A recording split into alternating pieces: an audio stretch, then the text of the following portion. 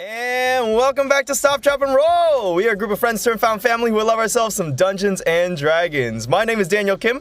We are here again playing some D&D, and we're going to get right into it. So, starting with our first person of the cast, Gavin. Hey, I'm Gavin. I play Poe Swiftmist. Was a halfling, is now a sweet little wood elf. And he is a warlock and ranger multi-class, and Poe's pronouns are he, him. Awesome, awesome. Next up, Andrew. Hey, hello. I'm Andrew. I play Joko, the human vengeance paladin, hoping to do a little bit of vengeance today. We with, love to hear it. Him pronouns. Amazing, amazing, amazing. All right. And next up, let's go and have Artie, Kyle. Hello, I'm playing Artie, the Chronergy wizard gnome, pronouns he, him. Awesome, awesome. And after a long hiatus of not being here, one of our good friends, so excited you could be back, Zach. Ashley Johnson of the group.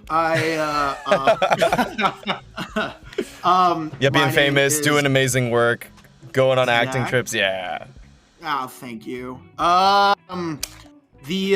I am playing Emerin Swiftmist, our beloved Lightfoot halfling, swashbuckling road, with she, her pronouns. Awesome, awesome. And last but certainly not least, Becca. What's up? I'm Becca. I play Fen, the Eladrin elf sorcerer, and Fen's pronouns are they, them. Awesome, awesome. It's so exciting. This is like the first time that we've had the whole group back in a long time. And the whole group back for a Grim Troupe session in like insanely long time. So awesome. I'm really, really excited. We're going to get straight into the Grim Troupe campaign and go ahead and sit back, grab a seat, have a drink, and get ready for some hot dice-based storytelling.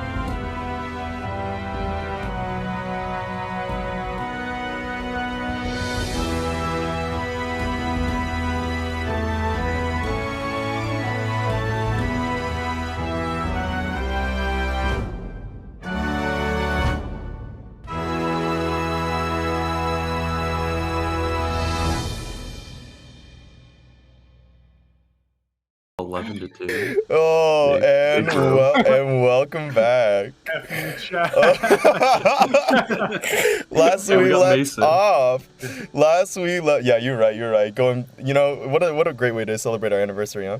Honestly, shout out to Mason. Shout out to Mason Potato. Shout out to Mason Potato, and shout out to Allison Jean T for consistently watching our streams. Thanks, guys. Thanks for keeping us alive. All right. Last we left off, dude, not at all. We haven't seen a cent of the. Okay. Conversation for another time. Last we left off, the Grim Troupe, our intrepid band of explorers, adventurers, actors, and much, much more, all entered the Magul Desert, the desert outside of Sola and in the northern region of the Kingdom of Corio. And as you guys were entering in, you went specifically to find adamantine, this very, very rare metal substance that would provide an incredible weapon of high value and high strength for Joko, something that you guys are doing as you guys are gradually growing in power, making last-minute preparations before you confront the Triketra at the capital. And so in doing so, as you went to the desert, instead of finding purple worms and the adamantine that should be inside, instead you found a bunch of corpses and evidence of the Copper Guard hunting down these same beasts for this same material, using this incredibly dangerous mechanism, ammunition called pale flame, a kind of fire that burns continually as long as there's oxygen present, developed by Artie himself. And you watched as a group of warriors of the desert were assaulted by these Copper Guard and this weapon, and came just in time to save 2 members of the warriors, even though about another group of 10 of them were killed before you were able to get there.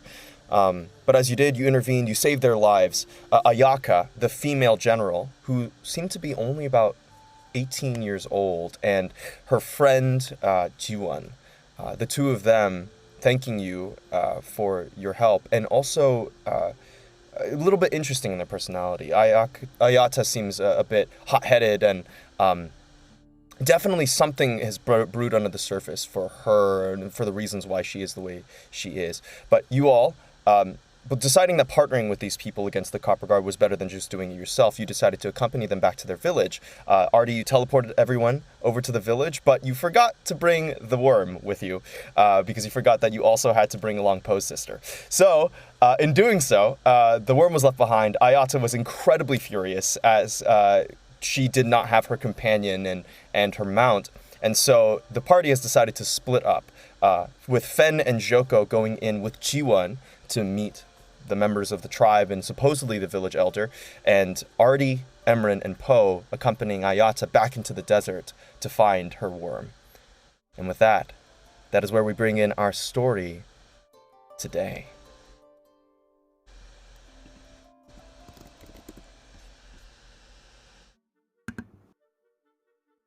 As you all see each other beginning to depart in 2 separate ways, these hut thatched roof, straw and clay and dirt, nomadic homes with different various figures wrapped in silk linens, cloth linens, covering the head from the desert's scorching heat. You all see each other beginning to move off in 2 separate directions, going to do the things that you set out to do. As the evening begins to start drawing in towards a close, a sun casting red, darker light across the horizon, signaling the coming of dusk, twilight, and the night. And we'll start with the group accompanying Ayata: Poe, Emran, and Artie. You guys are walking down the street.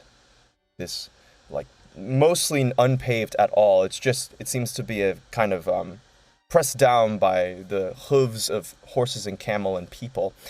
And as you guys are going down the street, you see various linens and cloths of people starting to close up shop, and Ayata is heading in the direction of one where it seems like a female human is just starting to tear down some of the stakes that are holding up some of the linens, supposedly closing up shop. And there seems to be a number of stables right next to that. What are you doing?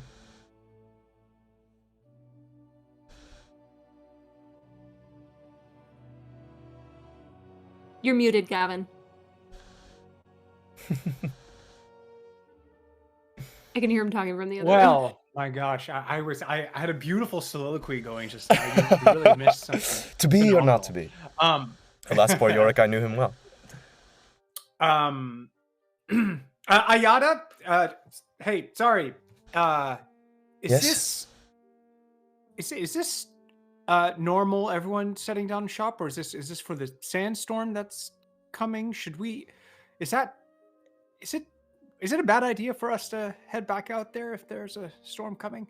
The storm was on the horizon, yes? Yep. Mm-hmm. If we are lucky, it will hit only in the morning. Meaning we can get there great. before it hits. I think they are being wise by closing up, making sure that we will not be harmed. You've ever been in the desert? Can't say I have. I was in sort of like a hell desert. Hmm. It hellish. I don't know what hell is, but it was hellish. Yeah, it's not my favorite. Gotta say. She kind of has a thoughtful expression on her face as she looks up at you. Then that makes 2 of us that have seen out. Well, yeah, my sister and I here were much more seafaring folk. Isn't that right, Emran? Yeah, big on the water, not as much on the sand. She kind of looks up at you with like, she's kind of been pretty hardened and pretty hard to get along with this whole time, but her eyes kind of sparkle a little bit. She goes, I've heard of the ocean. I've never seen it before. What is it like? Oh my gosh, it is beautiful. You've never seen so many different species of little things swirling around off the side of your boat. You feel the waves underneath you. The sun's there. And the smell. Oh my gosh, don't even get me started on the smell. Yeah, the chum and the salt spray in the wind, and 1 second it can be so calm and beautiful in the sun setting. Next second, bam! Giant storm waves, hundreds of feet high, devouring you. She's something. Wow. Sorry, we need to focus up. We need to get Pommy before it gets too dark. What Do you have happens like when a worm it gets whistle? dark? That's a good question too. Sorry, can you say again? What happens when it gets dark? There are many dangerous things in the desert. Not just the worms.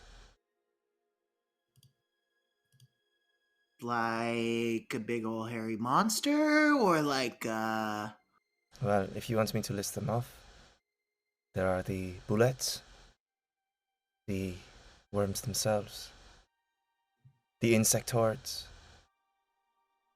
and if you're really unlucky, the dragons. I look at you, Emran. So we best be quick, yeah? Yep. Okay. yeah, that sounds like a good. Right. Sounds like a good plan. Okay, pick up At the this pace. point, Emerin is like pushing the lower back of Poe and just like pushing everyone forward, just like let's go. Mina! And you watch as she calls out to the young girl who's manning the stable. She also seems to be pretty young. She looks about 16 years old. She has the kind of like this dark, like almost brown black hair, dark eyes, and pretty young, features very, very, very tan, with like a simple kind of like white and light like tan kind of stripes across her, like desert garb. Oh, Ayata. And she gives a quick bow. It's an honor, General. Thank you for being here. I'm just closing up shop. Is there something I can do for the 4 of you? As she points out to all 4 of you.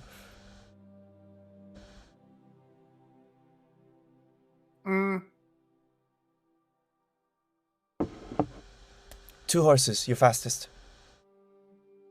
Oh. Yeah. Okay. I wouldn't ask for payment from you, General, of course, but for the outsiders? And she kind of gives a look at the 3 of them, or the 3 of you all. Oh yeah, of course. How does 10 gold pieces sound for the 2 of us? She says, "That sounds great." Great. I just flick over 10 gold whispered- pieces. Sorry, I just whisper over to Poe. I think you got jibbed. Dude, I have so much money. I have so much money. Okay, all right. Forgive me. Look at this. I have so much money. Okay. She takes the gold from you, looks over at Ayata, and says, "Bring them over more if you ever need more horses." And she kind of like gives like a quick nod as she like calls inside to this little hut that's right beside the stable. "Grandpa! Grandpa!" And she kind of goes in, kind of like jingling some of the coins from the day's work and also from the bag. As you look at your bag of coins and also her bag that she's holding from her entire day's work, you seem to have given her about like the same amount as what she's made in an entire day. And she runs inside the home. and after a brief moment comes outside with bridles, saddles, and then hands them off to you two, getting you 2 horses, meaning that you all will have to share. Great. Sweet. Off we go. All right, who's riding with who? Spent $2,000 to not have your own horse. I feel like Ayada hates me, Capitalism. so dibs on Naka. Can I buy that used car? How much? $30,000. Yeah, sounds great.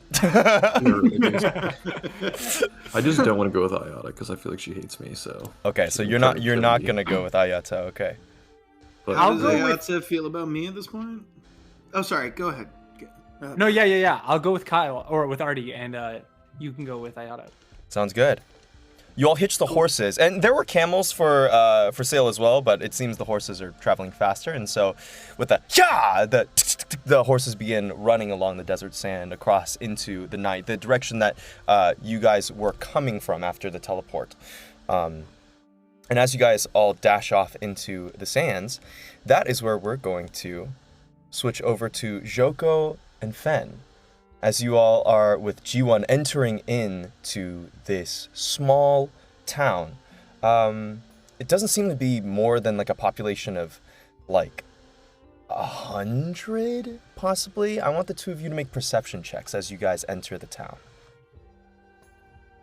I'm gonna roll Ooh. to perceive. If you want to. 18. If you don't want to, that's cool.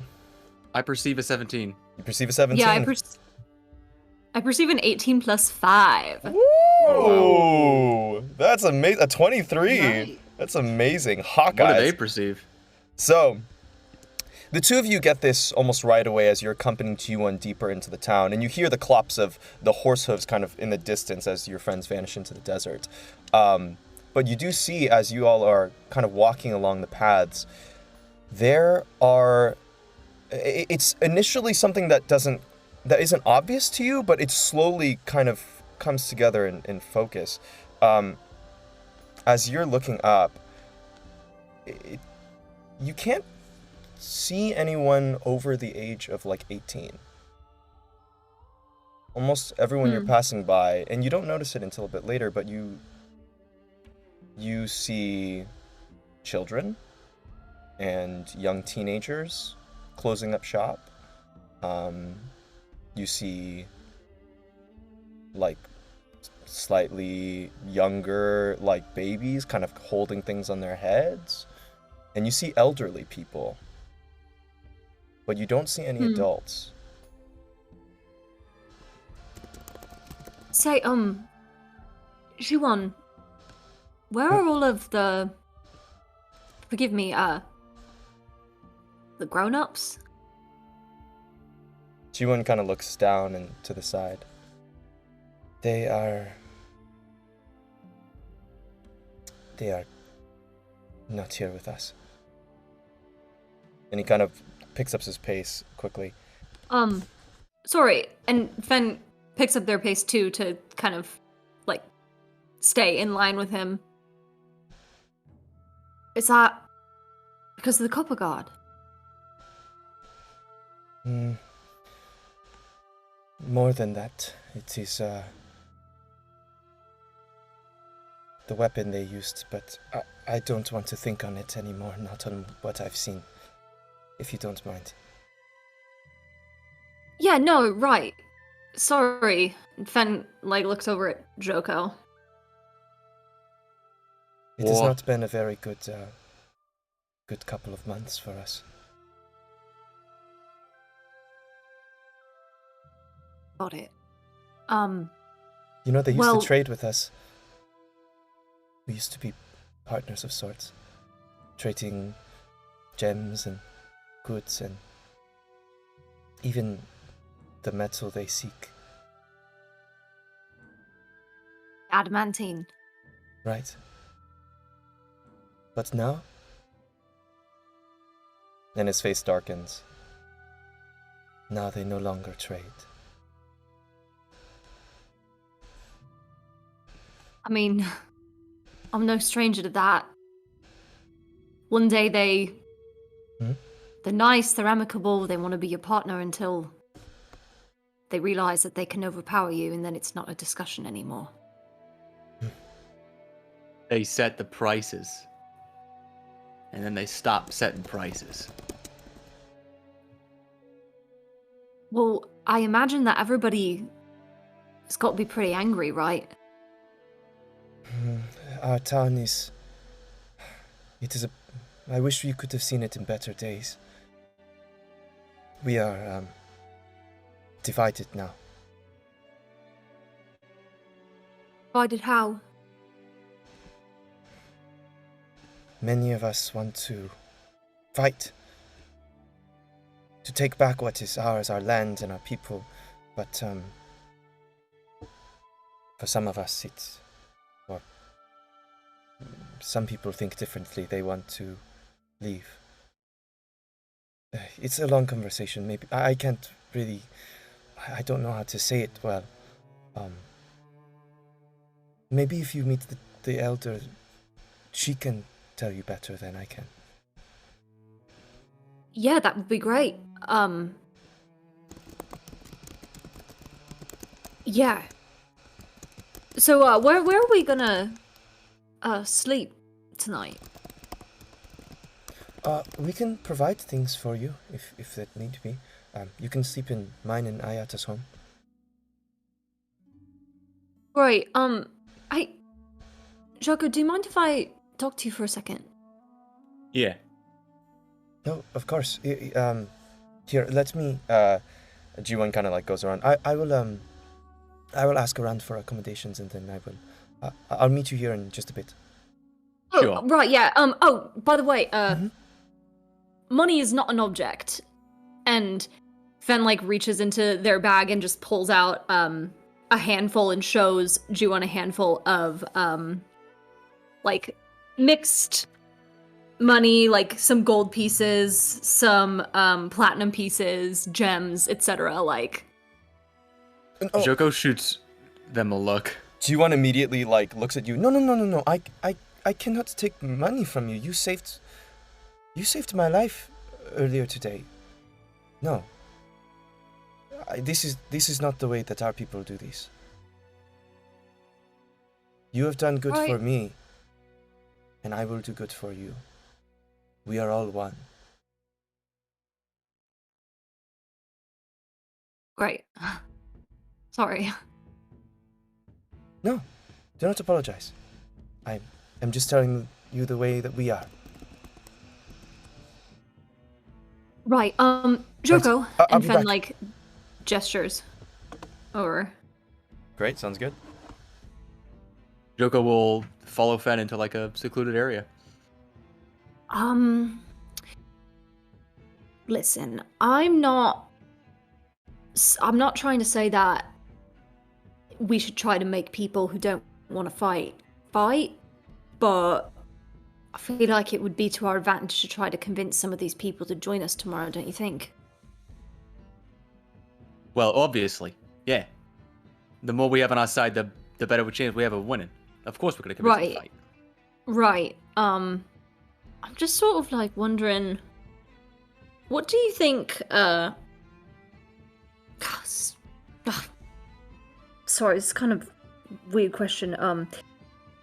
Like, do you think it makes me a bad person if I were to add a little bit of magical persuasion in there, trying to make people come and fight? Like, probably some of them are gonna die. Is that fucked up? We need people to fight with us. Well, yeah, but like, where does that start and stop, you know? Like, brain controlling people to be in an army is kind of like a bad guy thing to do, right? Well, if you didn't want to use magic, you just point your sword at him and tell him to. That's what the cop are gonna do. Yeah, but that's what I'm saying, like, how are we any different if that's what we're gonna do? Who says we're that different? I guess... They want to be in power. We don't want them in power. Great, I don't know why I came to you with this, expecting anything other than that answer, but... Thanks for listening, anyway. I don't know. I've been trying to do this thing recently, like, be a better person or whatever. I haven't really been keen on that in my life, but it just feels like if we're gonna die soon, maybe we should be trying to offset the score or whatever. Joko looks up and looks Fen like right in the eye. There's no glory for the dead. They're just dead.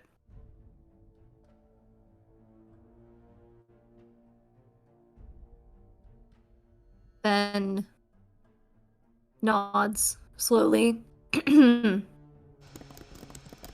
right then. Guess we ought to go talk to some people.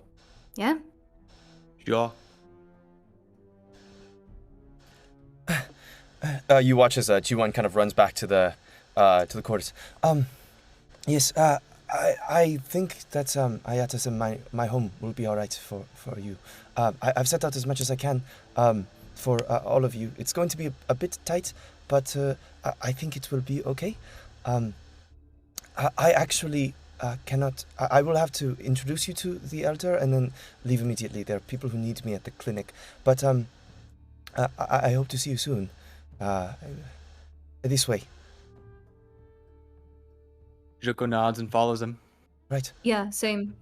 He leads you up a winding series of these stepladders and different things as one of the large dunes houses a slightly larger, more decorated tent, which seems to have almost like these paper knots that are kind of tied along the side. They look like some sort of ornament or seal with some sort of ritual significance. You're not sure. And you see a couple of children are actually coming over, and one of these like lines of yarn or rope that is going from one of the roofs of that tent down to like one of a stake in the desert sand. They're currently tying a couple of those to it, and there seems to be a bunch of them, like over like 100, kind of flapping lightly in the desert wind. And you are kind of on your way to the entranceway to this more adorned hut of sorts. This is the elder's quarters. Elder Toma.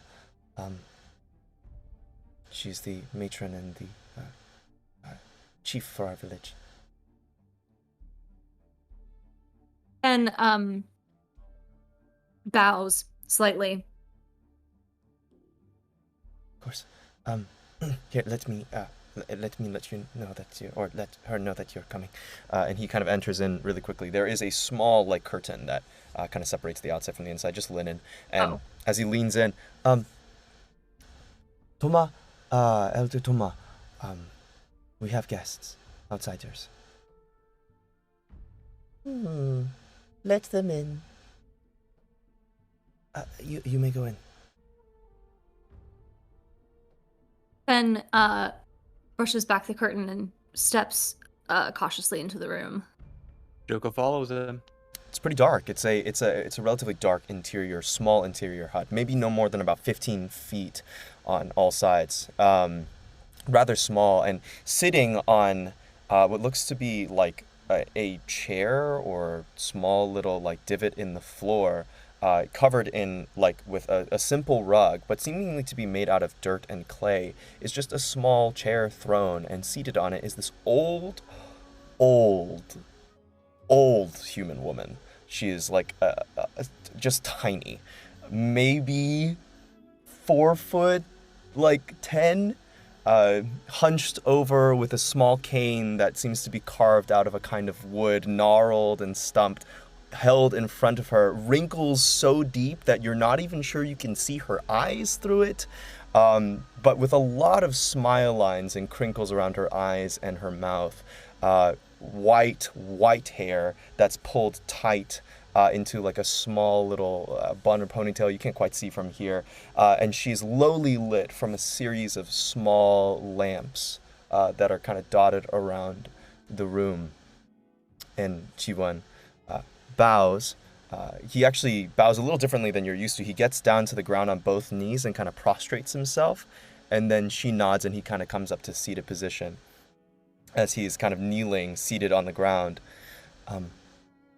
These are outsiders, people from outside of the country who have saved me and General Ayata. We are indebted to them, and so I ask for their for your favor for them. I must go and attend to the wounded, but I wanted to put in my word that you may hear what they are about. And Doma kind of waves with one wrinkled, gnarled, raisin, pruny hand, and she looks up. No, dear. No need for any of that. I understand. They are welcome here, and you may go. And Jiwen quickly gets up to his feet and dashes out and kind of leans back in really quick. Good luck! And he's gone.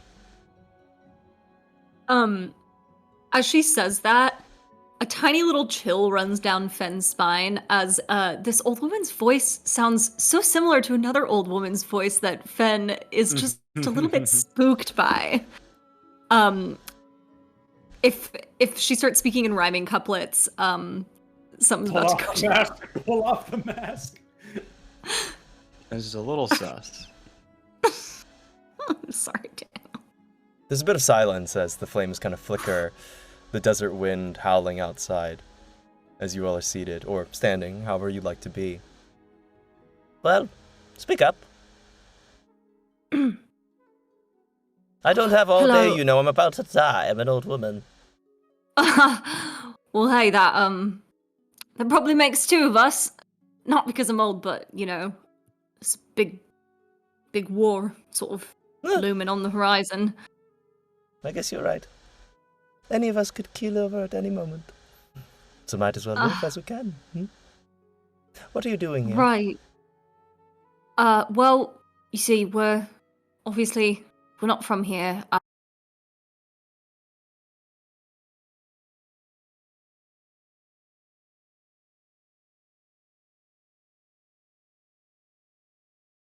With the Copper Guard, but more than that, we're fighting with someone bigger. Joko. Yeah, so look, there's a Copper God base somewhere around here, and you guys have worms and fighters, and we want to go and destroy it. That's very plain and forward of you. I like you. Yeah, I'm not much for hemming and hawing, fucking beating around the bush, How do you intend to destroy it? There's only two of you. There's more of us. We're on a trek in the desert or something for a worm. Several hundred went out not many days ago, and none of them have returned. What makes you think that you and your group can do it, where my people have failed?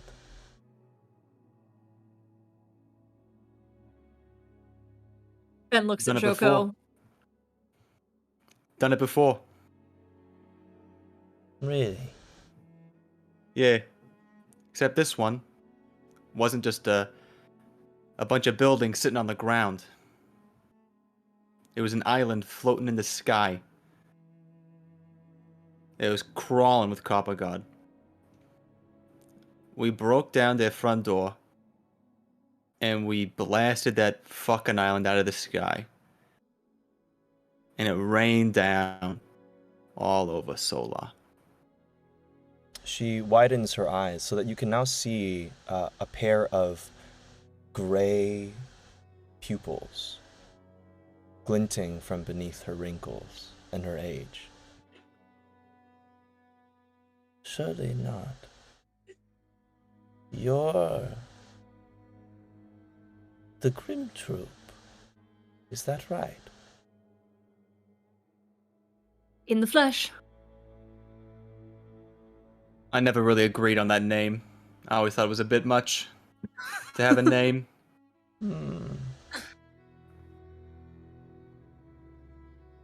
You may always rename yourself.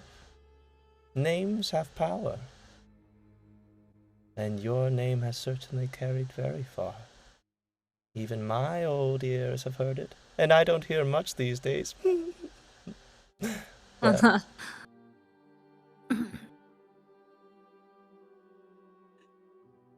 if you think that you can do this thing, why What would you want from me and my people? I don't mean that a man like you would do something so freely, seeing how plain and forward you are.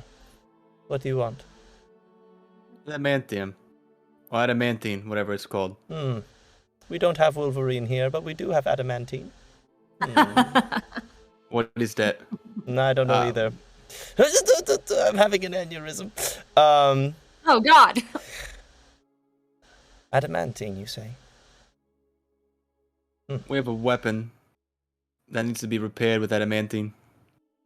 And if we can do that, that makes our eventual assault on Corio, or whatever the fuck they're calling themselves now, easier.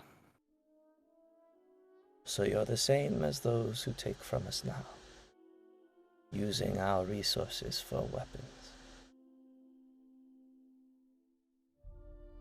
Well, if it makes you feel any better... That sounds accurate. Yeah, but the weapons that we're using, we're not using them to destroy cities and kill innocent people. We're trying to take down the people that are doing that, the people that have ravaged your village. I mean, we've been walking around and it's not hard to notice that pretty much everybody of Fighting Age is gone. You're not the only village that this is happening to. If we don't do something about this, it's going to be the whole world.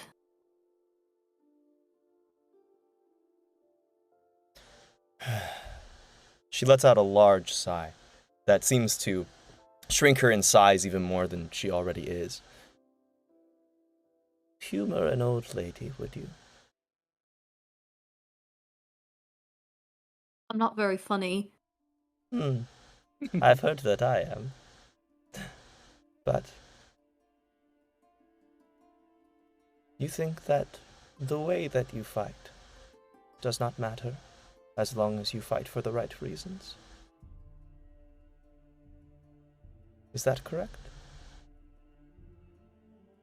Well, not all of us feel that way. And Fen kind of like cuts a side eye to Joko. No, I agree. The ends justify the means. I see. Do you mind doing a small task for me? What's that? I may humor your request if you do it for me. There's a bucket of water outside, with a young girl who it's much too heavy for her to carry. Take it to the clinic. There are many those who would need some fresh water and refreshment. Can you do that for me? And then come meet me back at my quarters again. Sure. Yeah, why not? Joko nods to Elder Toma and then walks out from the curtain. Before you leave, your names. Joko stops and just kind of turns his head over his shoulder and says, Joko Galspin. And I'm Fen. Well met, Joko Galspan and Fen. You have my thanks for saving those few of my people that remain. Go. Joko gives another curt nod over his shoulder and swipes open the curtain, looking for the water bucket. And as she says, there is currently a girl who's like leaning against the steps, trying to hoist it on her shoulder. It's like a pretty large basin of water that she's trying to carry, and it's not going particularly well. Joko walks up to her and just wordlessly puts his arms out for the bucket and kind of makes like a beckoning motion with his fingers. I can't lift it. Joko just kind of makes the beckoning motion again. Sure, are you... She kind of waddles over to you, a little like skeptical and kind of looking at you with a side eye, kind of leaving the basin behind.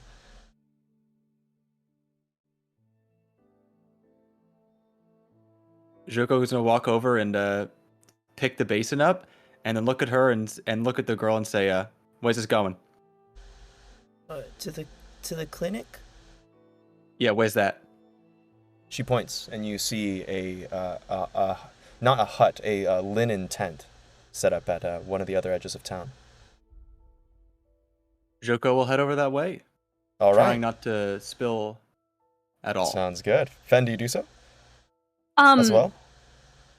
Yeah, Fen is gonna sort of like watch Joko pick up the basin and say, "I'll catch up with you in a minute." Sure.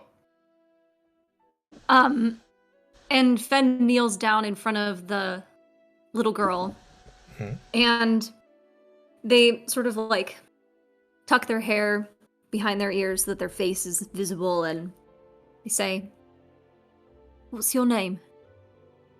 Me? Yeah, you. I'm not supposed to talk to strangers. That's honestly, it's probably a good policy. Yeah. I'm Fen. I'm here to help you if I can. I just wanted to say hi. What are you doing trying to carry a big old water basin by yourself? Who else is going to do it?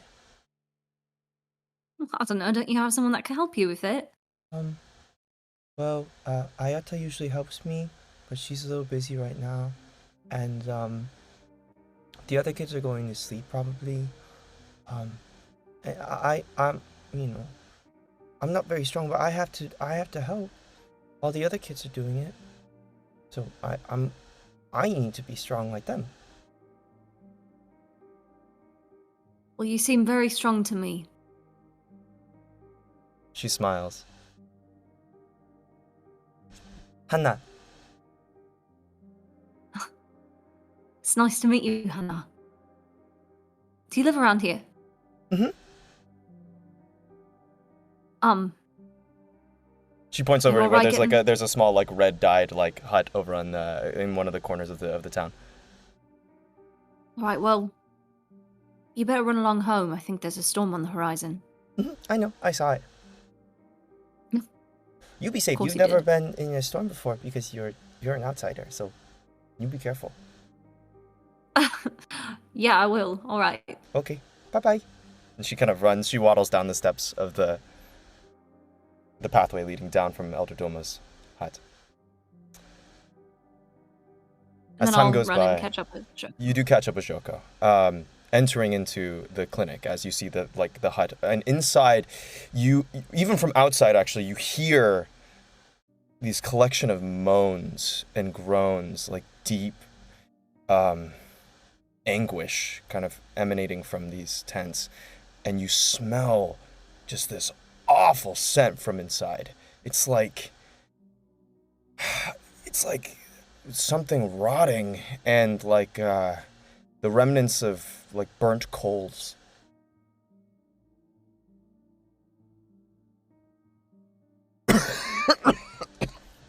It is okay. It is okay. I'm here, Neruesh. I'll help you. And you hear Jiwon's voice from coming inside.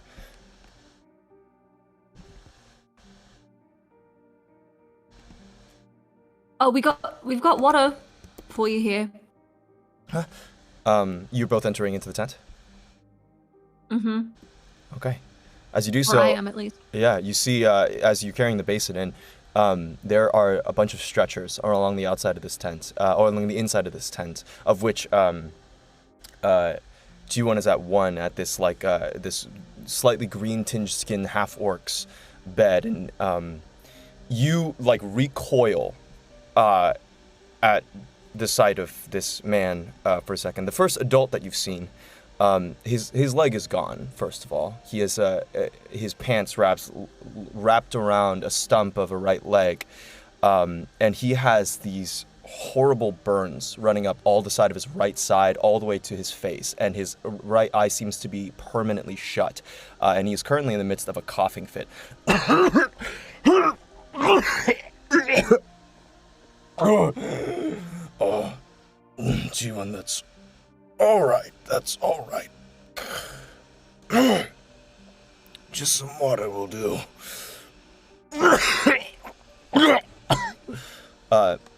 And G1 gestures over to you. Please, can we get a little water for him, please? What do you want this? Here. And he kind of pulls out a small, like clay cup. Just pour a little, and if you can go across and do the same for the rest of the patients. Sure. Ben is gonna go around, but instead of like dosing out water from this basin, they're gonna pour a little bit of water from their canteen that they filled up in the magic waterfall Magic place. spring. I know you're talking Yeah. about. Yeah.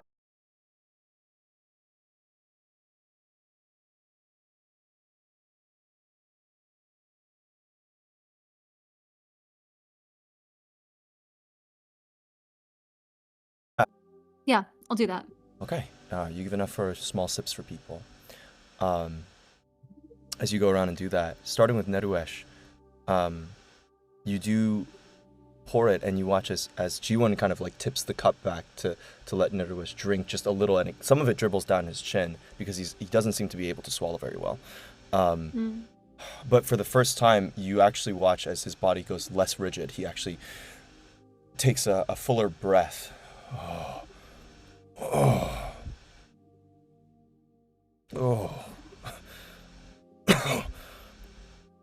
Whatever that was very nice.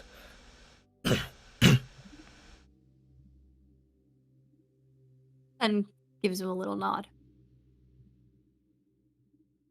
I don't have much, but what I've got, I'll share. G1 looks up. Any kind of relief from their suffering is a very large kindness.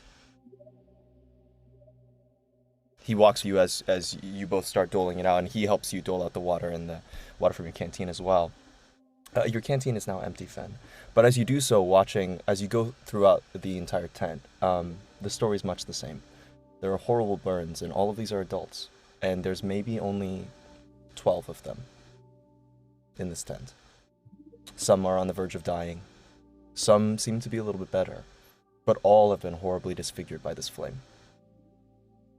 And G1, as he's kind of walking through, he kind of whispers under his breath as he's talking to you. These are, they went into battle. And Neruesh there, and many of them breathed in the flame. And they have not been the same since. All of our warriors, our adults, our fathers and mothers and uncles and aunts. And now it's only us left to help them. Thank you.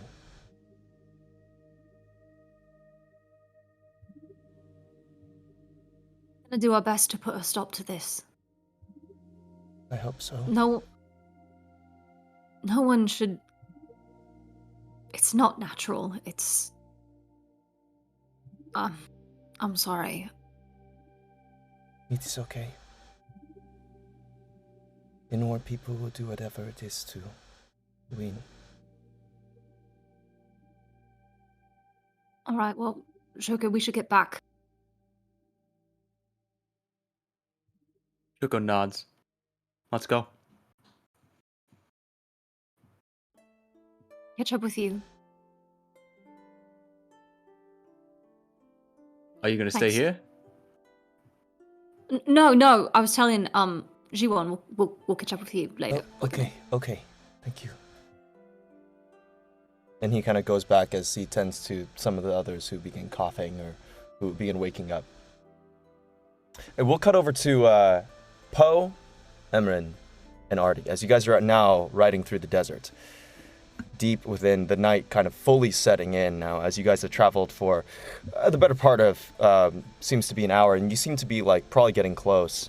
And as you guys are kind of riding through, Ayata turns to you, Emran, who is on her horse, and she goes, Tell me more about the sea. What is it like other than the boom that your brother said? Well, what do you want to know? How big is it? Is it like a lake? Or an oasis? Or is it bigger? The sea... Let me put it this way. The sea feels infinite What? Yeah, I don't know quite how to explain it. I mean, for one, it's big. It's really, really big. We know that much. And I don't think that there's a person on this or on this continent or anywhere in this world that has explored every inch of it. Cause it's that big. And when you're out there, okay, here, this is the best way I can put it. And I put my arm around him and I point out Her. in front of both of us. Her? Yeah, her. And I thank you. I point out in front of us.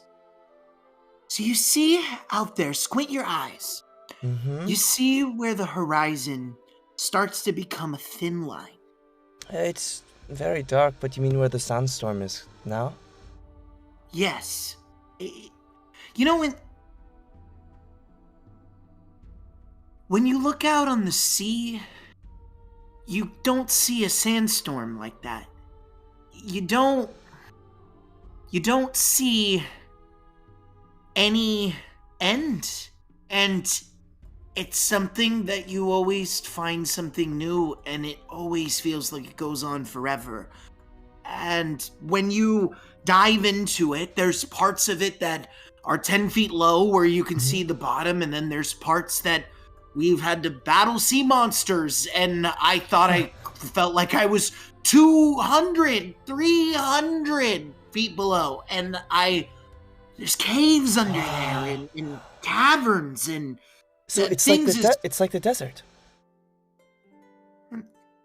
With the caves? No, it's like a desert, but water. It goes Yeah. on for you can't see the end of it on the horizon, and there are secrets to it, and sometimes the sand is, deep and will pull you in, and some it won't. Huh. You've grown up your whole life in the desert, and I feel like I've grown up my whole life in the ocean, and I haven't spent a lot of time in the desert, but from what you're saying, yeah, that's kind of like that. I would like to go see the ocean. Once I've finished killing them, then I will go. Thank you for telling me. Yeah. Hey, if you're up for this, maybe after we're finished through what we need to do right now, you can show me a little bit of your desert too. And I think I'd like to see it through your eyes.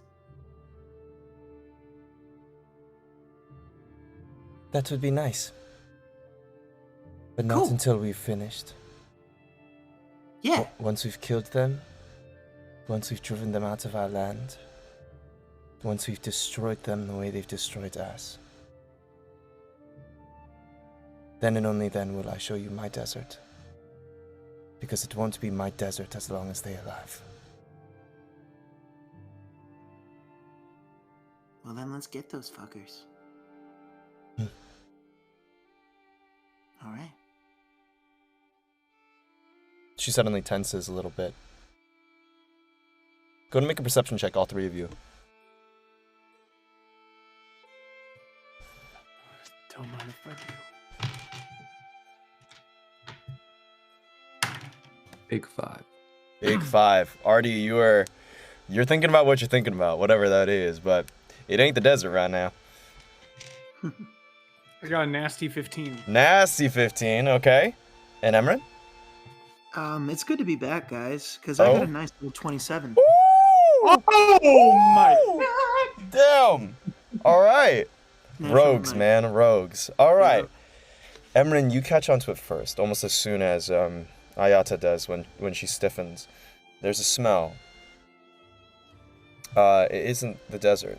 And as the moonlight and the starlight is kind of hitting on the desert, you see like that there is an irregularity in a vast stretch of the sand where you are riding through. And you watch Ayata get very, very stiff and hold the reins of the horse very, very tight. You can see even like the whites of her knuckles starting to show as you smell dried blood and corpses. As you see over on the right of the desert sand is painted red and black. And you smell smoke, as there is rising smoke coming up from the desert sands. And it's littered with bodies. You said she tenses up. Is she, is it like a general, or does it seem directed? Like, is she aware of? It's a general. It's a general tensing up. No, she seems to be aware of what this is, but it's not like it's not the same kind of tensing you get before an attack. It's different. It's different. And then before long, Poe, you notice this as well.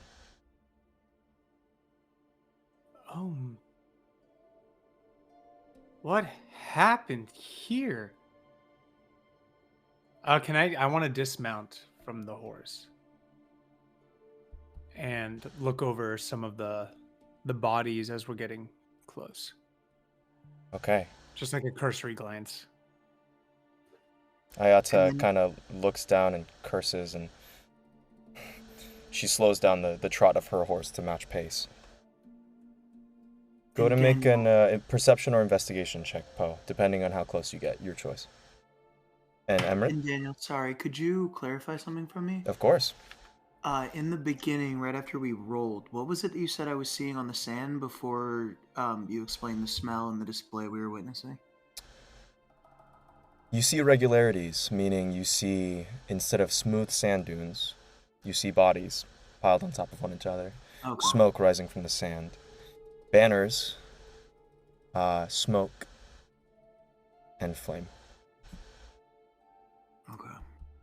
15 perception. 15 perception, Poe. With a 15, you see, it's really hard to make out. You're standing somewhat at a distance, and the bodies are charred, blackened, almost like coal. There's almost no pink, there's no remnant of organic flesh that would resemble anything living. Blackened, charred, speared through. There are a few bodies that aren't human, a rare few. There's one that seems to be a hulking figure with a number of gashes inside of it, very similar to the one that you fought in the desert not too long ago. Some of the desert has also kind of like brushed sand over some of these bodies, so some of them are obscured. You imagine that past the sandstorm, you wouldn't even be able to see this. But as it stands, these look like adult bodies. Many adult bodies. No copper guard armor. There's maybe one or two copper guard armor, but those aren't burned. And as you're kind of walking around the outsides, every so often you'll see a pocket of white pink flame, licking at one of the corpses. Still burning. I think as I see this all and I'm like maneuvering around it, I just look at Artie and I look at you with just like the most grave face. Artie has his head down, just not looking around.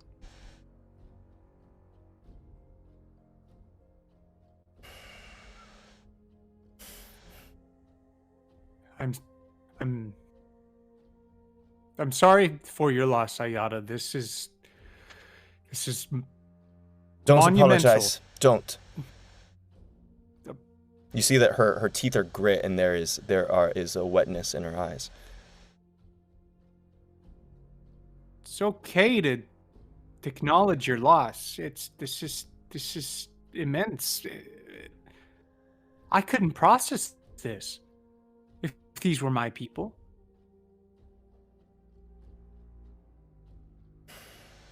I don't need to process it or think about it.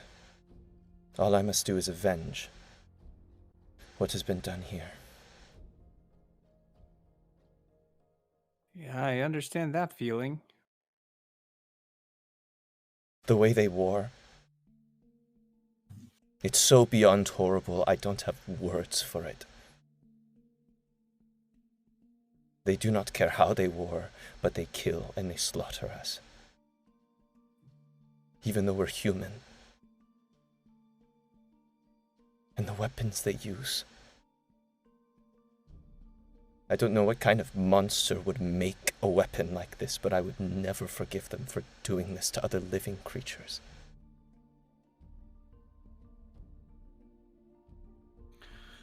You know, I don't know about like for like killing someone who killed your people, but I do know that this level of violence, you're right, we can't let this happen again, and we're gonna dismantle those cannons, and we're gonna stop them from doing this again. You have my word. Thank you.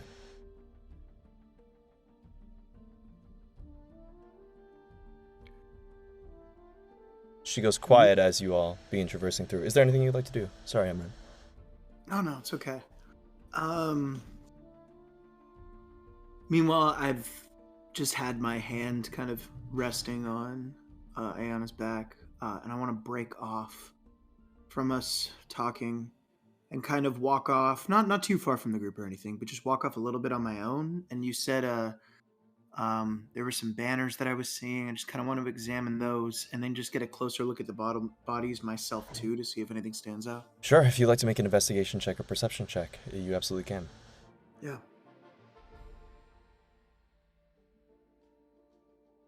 It is good to be back. Let's 24. 24. You're seeing all the things that Poe's seeing. The additional thing that you're kind of gaining upon this is the battle was clearly so one-sided. There's maybe a handful of Copper Guard bodies, no more than 10, and there's probably over 100, over anywhere between 50 and 100 bodies of the Oira warriors. You do find the remnants of a tattered flag that has not been burned. It's been like almost like ripped to shreds, but there's little pieces of fabric that still remain. It seems to be a, at least for what part of it you can see is like it's a small circular ring shape, and it's like a purple in hue. Okay. And then nothing, regular old Copper Guard looking folk. For the yeah, regular Copper Guard soldiers. Beyond that, can't detect much. I guess I'd say with a, what was it, 24 you said? Yeah. You do find an expended canister. It's there's some small flames still burning right around the outside of it, but there's a canister there. It's metallic and there's a sheen to it, so it makes it stand out amongst all the burned and blackened corpses on the field. Is this something that we've come across regularly out here, or is this canister something new? For Emran, you wouldn't recognize it, I don't think. No. Well, but you would recognize the flame. Oh, sure. If you bring over Poe. If I bring it over to Poe and Artie, yeah. Okay. Yeah, I think... Make a dexterity check as you're going to handle it. If you do try to handle it. Oh, that's nice. We're gonna nice 17. 17. Okay. Yeah.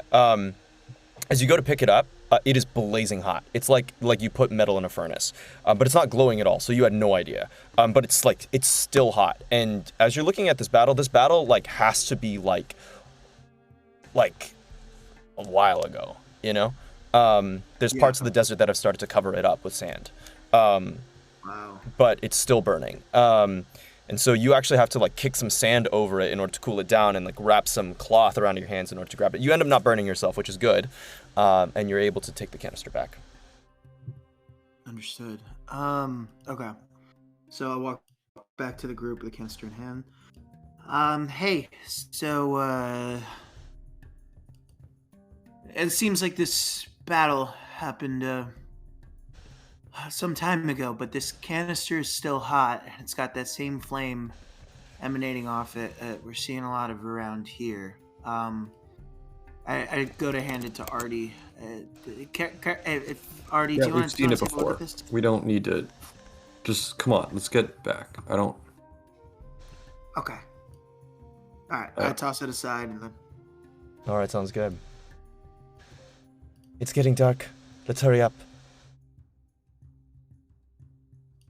You'll speed in. How will we know when we see your Pami? He'll hear I me. guess we'll. The journey takes about another hour or so as you guys go on through the desert. And sorry, not an hour. You guys were at about the tail end of an hour, so it would be about another 20 minutes or so as you guys pass the battlefield, the burning battlefield behind you. And as you guys reach towards the section, you can kind of see the mesa where you were, like pretty slowly in the distance. And she says, "I'm dismounting here. Wait." And she gets down onto the sand. And as she drops down to the sand, she pulls out a small drum almost, or a tambourine, it looks like. And she places it down on the sand. And she begins to drum.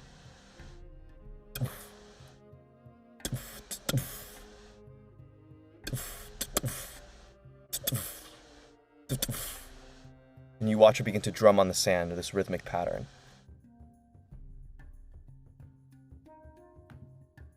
And as you wait, slowly you begin to see a shifting in the sand.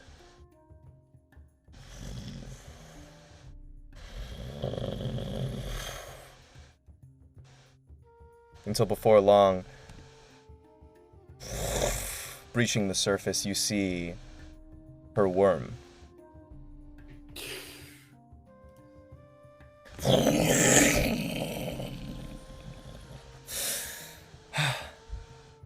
Pummy.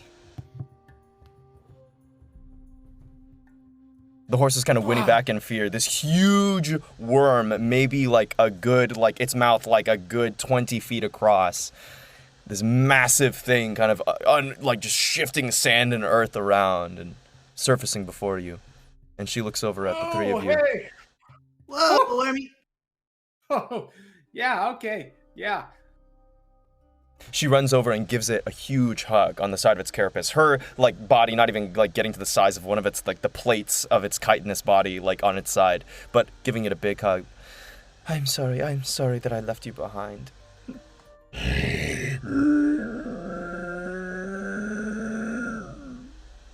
It seems almost like mournful in its howl. But as she gives it a hug, she places the drum against its scale. It's time for us to go back home. And she points over at you, Artie. You are so lucky that he is alive.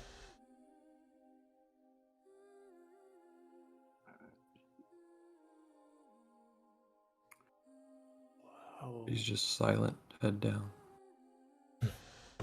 Well, you look pathetic, so I'll take that as a good enough apology. Okay. All right, lead the way, I guess. We'll be right behind you.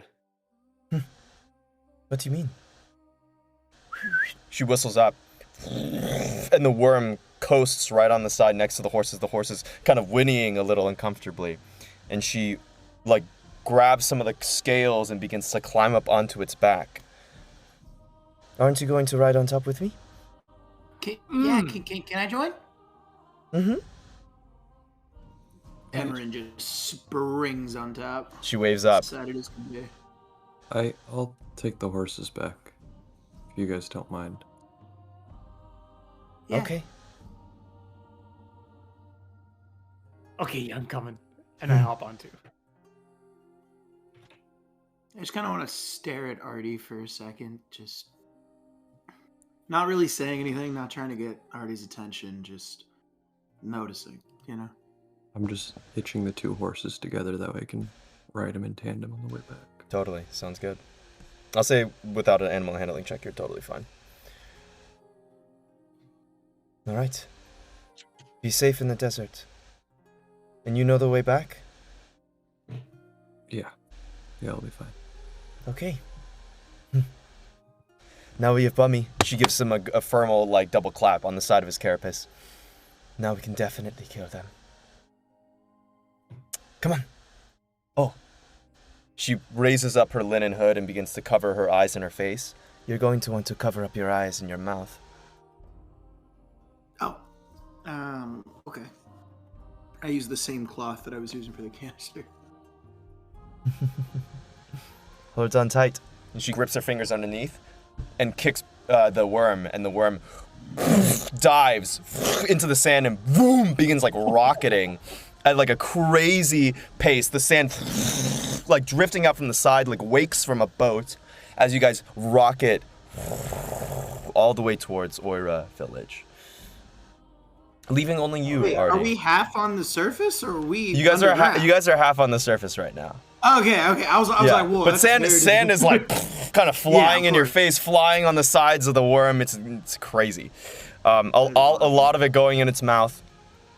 As you all rocket back towards Oira village, leaving you, Artie, in the desert for a moment. Artie, what are you doing? I want to ride back to the bodies. Okay.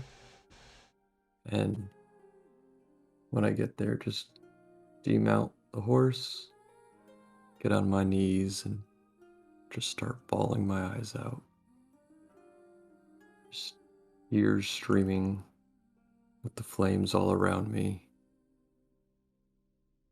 Just overcome with pain and fear,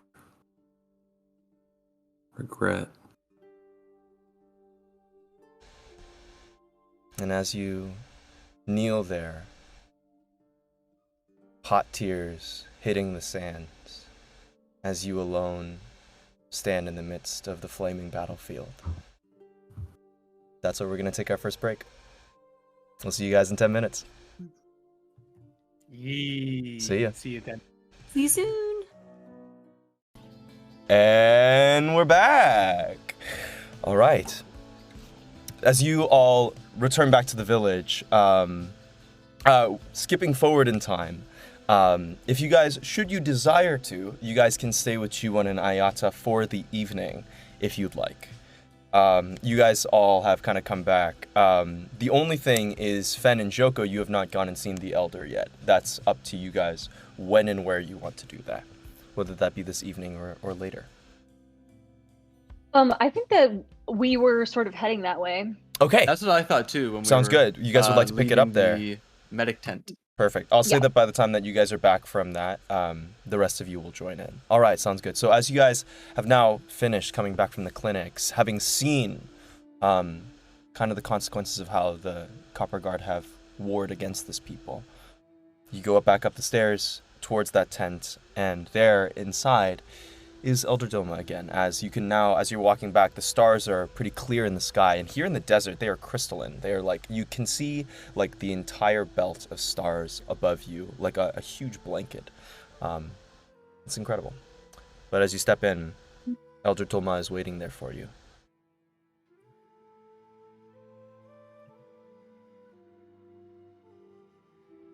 All right, well, we brought the water to the clinic. And what did you learn? What did you see?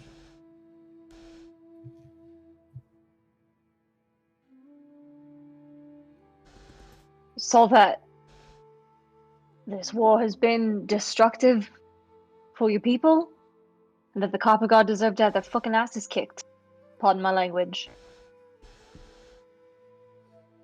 But we knew that already. And I think you know that we knew that, so why don't you just tell us why you sent us there and we can get to it.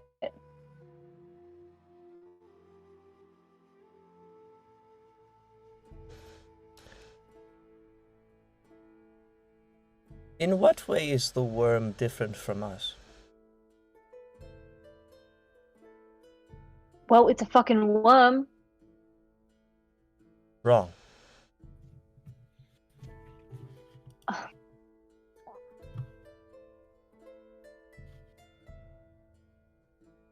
Look, I have a lot of respect for you in the position that you hold here, and we've got respect for your people. But the bottom line is, we've got a couple more hours until basically dawn, and then we're going. And we're fighting, and as many people as we can have come with us, the better chance we have of success. But we don't really have time to be sitting here puzzling through riddles. Like, there's a war going on, and we've got to get to it. You may not understand, since you do not belong to our culture, and you have not seen our ways. In what way is the worm different from us? There is no difference. We eat the worm eats the earth eats our bones. All things are one. I'm sure you heard young Chiwon say that to you? Yeah. I do not have a problem with the way that you wish to avenge the fallen and do justice. I do have a problem with the way that you go about it. My people are few, the only ones of them left children and elderly, and you would bring children into you to war. So it matters very greatly to me in what manner you war with them. So I speak to you again. Does it matter the way in which you war? And what way do you intend to tomorrow? I don't think that either of us said anything about bringing children with us into war. Ayata is a child. As is Chiwon. Who else is here? Have you not seen? There are no adults left, other than the elderly, too weak to move. All those that have and can fight already did, and they died.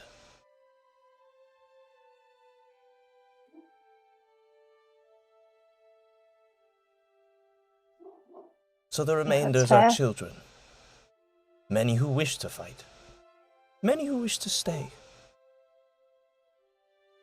And I stand here protecting the remnant of my people that is left. But I'm old. Very, very old. And I am not so blind that I do not know that the Copper Guard will come and destroy my people before long. I just need your assurance that they will be safe. At least my granddaughter. I need her to come home.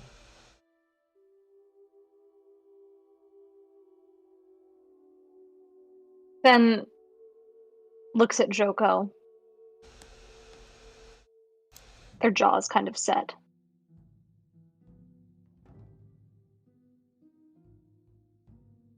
I mean, I'm gonna be honest.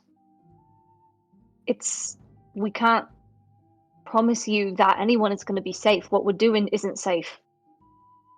All that I'm saying is, if there's people that want to stand up and fight, try to give themselves a chance at living, that's their decision. Are we gonna try to persuade people that, or children, I guess, yeah, that are able to fight? I mean, we're not going to bring babies, like, I know that the children, but it's not really, like, they can't have a childhood here. They don't have the luxury of childhood. Unlike the Copper Guard, probably they've got families at home with the children fucking sitting in school lessons, playing with blocks and shit, because they don't have to worry about this. But the reality is that the people here do. So if they want to come and fight, and die trying to win, that's up to them, and we'll welcome them, yeah, because it's going to give us more of a chance of winning. Otherwise, they're just going to sit here and die a week from now in their homes, afraid. It's not pretty. It doesn't feel good. But it's the reality of the situation. Joko looks at Elder Tomo and kind of raises one eyebrow. Was that the kind of thing you were looking for? Go to make a persuasion check with disadvantage. If Fen. No, I'm not trying to persuade. I'm no, trying to. I'm saying to Fen, but she is not. She doesn't look happy. You don't have to make an insight check to notice that. Toma, yeah. All right. You don't have to make an insight check to notice that she isn't happy with the response that Fen has given her. Yeah, that's an 8. An 8. As long as the sandstorm passes, you will also have shelter during the day. But as soon as it passes, you are to leave this town.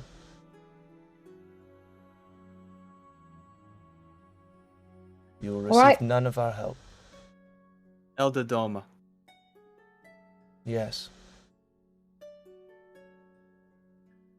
Excuse Fen. They get, they have a good heart, but they get caught up in this kind of stuff. And like the rest of the troupe, you know, they love talking.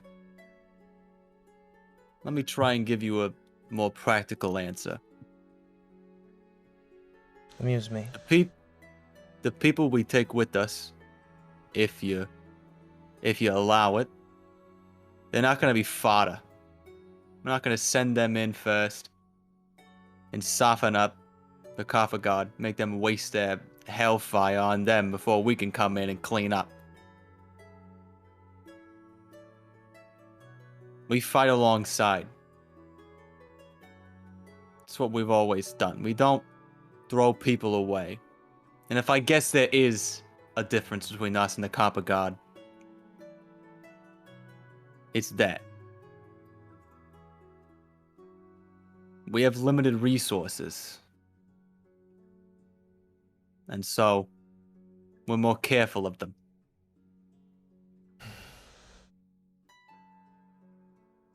Go ahead and make a persuasion check for me, Joko.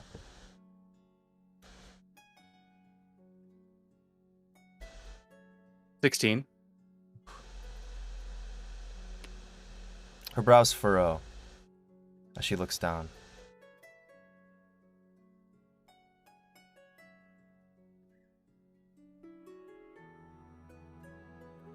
Those that desire to fight. As old as I am, I could not stop them. So those that wish to go with you, may the worm bless you all.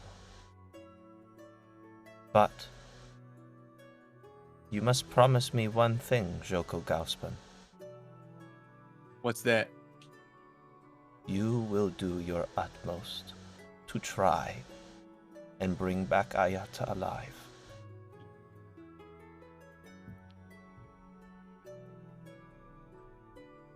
Joko pauses, kind of puts his hand to his chin. That the one they call the general? She nods. And my granddaughter.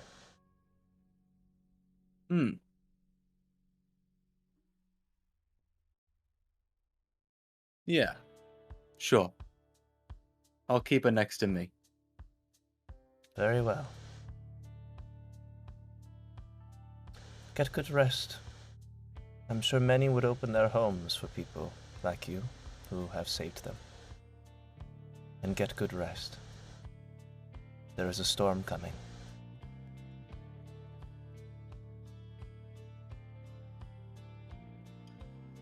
Joko And nods.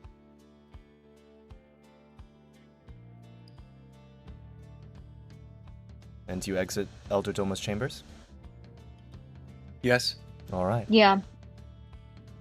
As you walk back out into the streets of Oira village, it isn't long before a large worm begins to make its way over to the village outskirts with Poe and Emrin atop it with Ayata. Before we head over there, Joko turns to Fen and says, all of you, you talk too much. You fucking talk yourselves in circles. You never just say what you mean. There's always the preface and the epilogue, and never just a fucking saying shit with your chest. These are... I mean, you might not fucking believe me, but these are my kind of people. Fucking spit on and shit on. Fucking toiling to make their due. I'm not saying this to be a fucking dickhead. I'm just saying that you can be just fucking, you know, out with it. Forthright, that's it. I don't know about you, but I thought I was being pretty straightforward back there. She didn't seem to take it too well. And if you don't want me to go on talking forever, why don't you speak up every once in a while, Joko? Tell me that I talk too much, and then you stand there fucking quiet with your arms crossed when people ask us questions. Feel free to speak up and say what you mean whenever you want. I'm not good with... Well, you could jump to it a bit quicker so I don't feel like I've got to fill the silence. I'm not good with words. I'm not good with that kind of shit. So yeah, I talk in circles. I don't know what I'm... But if you've got a point, feel free to come out with it. Huh. I figured you guys just like talking. Maybe that's just Poe, though. Yeah, well, I do think that Poe likes talking. Okay, that we can agree on. Anyway, and then Joko's gonna turn and head towards the worm. Yeah, with that, Poe and Emran dismount, as well as Ayata, all home. You like that ride? Oh my god, we just rode on a giant-ass worm! I think I'm gonna vomit. Yeah, I'm gonna, yes, right, yep. Not on Bummy scales, not on Bummy scales!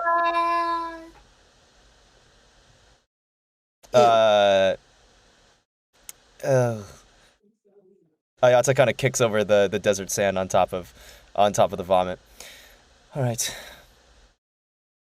Oh, I see you finished. So what's the plan? Now that we've got Bummy, how are we going to take the fight to the Copper Guard? Any ideas? Am I here at this point? I'd say with I'll say that they wait on the conversation. They do some stuff. So I'll say that you can be here for this conversation. Yes.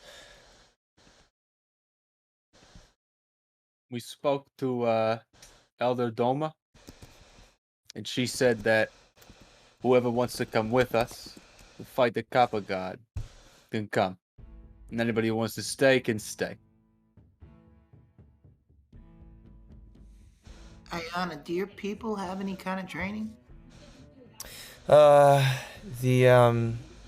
G1 does. A few of our people do.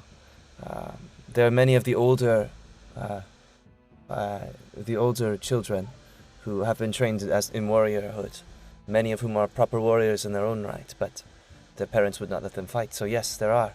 And besides Pommi, we have a few more Pol, a few more worms. That's good. We're gonna need all we got. How many people can you convince to come with us? Well, by myself, I might be able to get a force of around 20, 25. If you had help convincing people? We might be able to get more.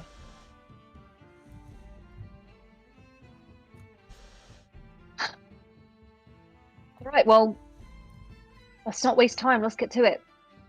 Last thing. A sandstorm is coming. Do we want to wait until it is over? Or use it for strategic advantage? That depends. It's your sandstorm, your sand. What are they like? Impossible to see through. For the enemy and for you. But with our worms, they can feel everything.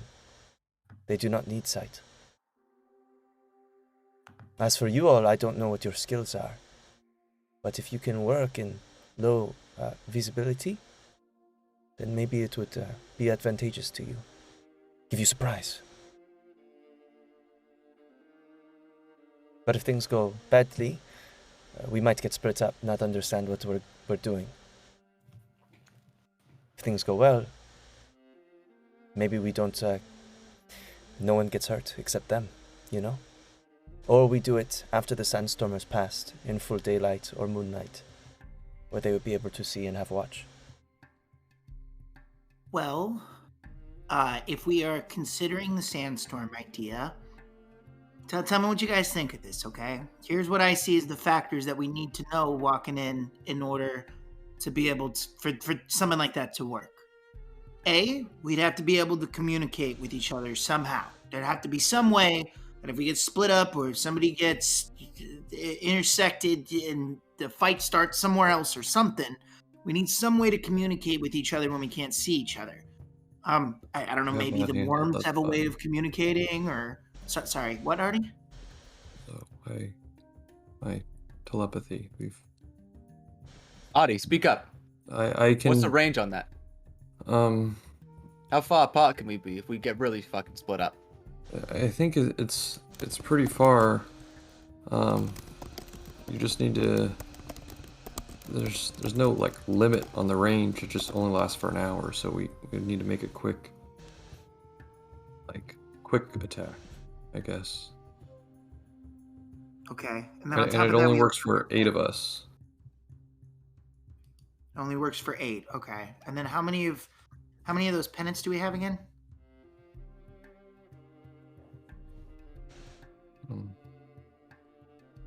Daniel, do those work as like communication for us? I don't think. Yeah. I thought those were just like a one-way. Hey, we're gonna do a war now. Life alert. There's two. There's two. If you guys look in your key items, the sanctuary pendants. Not only do they have the sending message for Lady Elenostra Life Alert, but they also have the message spell that can be done within 1 mile for each other, for anyone who has a sanctuary pendant. So you all essentially have see, like message. Oh, like walkie-talkies? You don't need to see, it just needs to be said out loud. But you can, as long as you guys are on the same plane and within 1 mile, you guys can like have an earpiece basically. Oh, that's rad.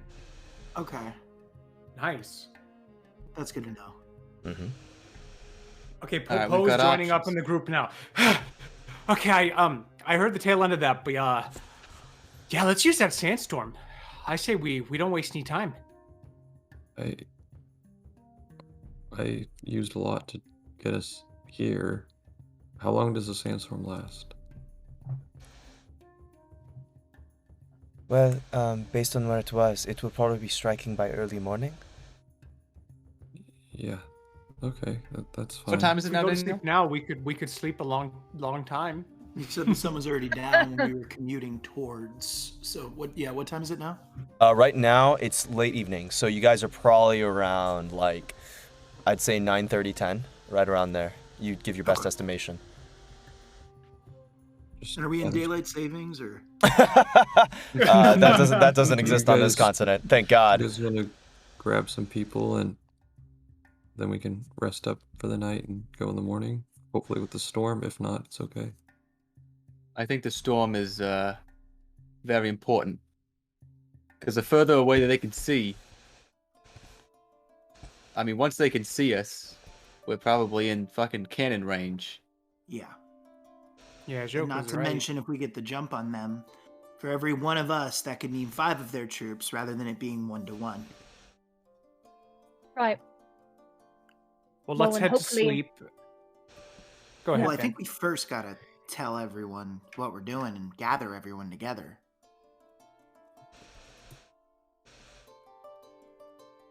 Yeah. All right. Don't you guys Hey, Anna, you want to do it so we can sleep? All right. And leave all the work to me. Typical. She goes up. Hold on. And she goes up to one of the rooftops where there is this like horn that it seems to be mounted on one of the roofs, and she like leans into it and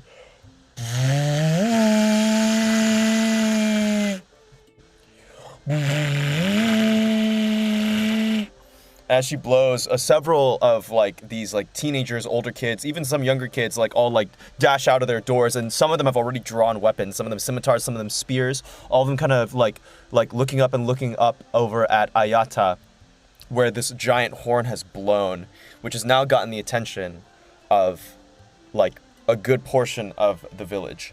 And she raises both hands to her face and yells out, "Oira village! Listen! Today is the day we avenge our fathers and mothers, our uncles and our aunts, our families and friends. These people," and she points over at you all grouped up on the thoroughfare, "they will be with us, stronger than any army. And we will kill those who have done this to us. All things are one." A bunch of the children. "All things are one! All things are one! All things are one!" All things are one. And she looks over at you all. "Do you have anything to say?"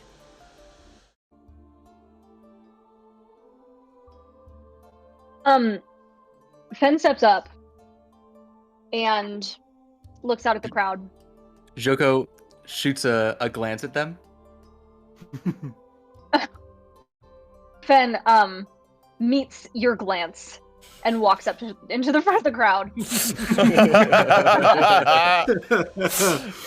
and says,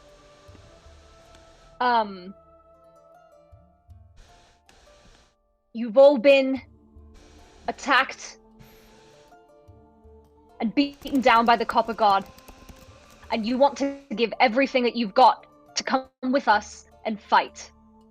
And I'm gonna cast Mass Suggestion." All right. I'm gonna use. Can I, Daniel? I want to use one of my help feats. Help wouldn't work in this scenario. I will say that you can absolutely cheer her on, but it's a saving throw from the crowd, so it's not. I can only choose up to 12 people. Okay. So I sort of want to be like looking out, and if I can see if I can't like target the people that like maybe are kind of like, okay, like shifting, don't look super certain. Okay. Make a cursory insight check for me. Since you're doing this real quick, you're trying to get a read of the crowd very quickly, and then suggest those who don't look like they're already in on the plan. It's a flat 16. 16. You Yeah. said. Okay. Yes, you see a number of people who aren't like chanting "all things are one." Some people who are kind of muttering to themselves or looking not as willing to go. You see like I'd like to sort of choose the people that look strongest, if I can. Okay. That's a lot. With of 16 qualifiers. you I'll say that you are able to. You see a brawny guy who looks pretty tough, but he seems a little reticent. So you do choose him. You choose a number of others who look able, and then you kind of let the spell go out, trying to see after that point, because you only had the length of your speech to be able to catch that. Yeah. All right, and so they have to roll saving throws. That's correct? Yeah. Okay. Wisdom. Wisdom saving throws, and your DC is a 18, correct? Yeah. Mm-hmm. Okay. All right. All but 2 of them fail. Luckily, one of the 2 that you accidentally let out, you see the little girl you were talking to with the basin. The magic did go out towards her. Oof. Earlier, but she succeeded her saving throw. Okay, good. I don't want to bring her to war. And there's another who seems like an older, actually pretty fit-looking guy, but he doesn't look like he's willing to go. He sounds lame anyway, whatever. Yeah, so he doesn't come. But you seem to have a good force of about 12, at least 12 who are hesitant before, but now are on board. Great. And then I'll step back down and look over at Joko, just kind of like a little cocky. Joko will kind of give a curt nod. A lot of them are chanting. A lot of people are excited. All right.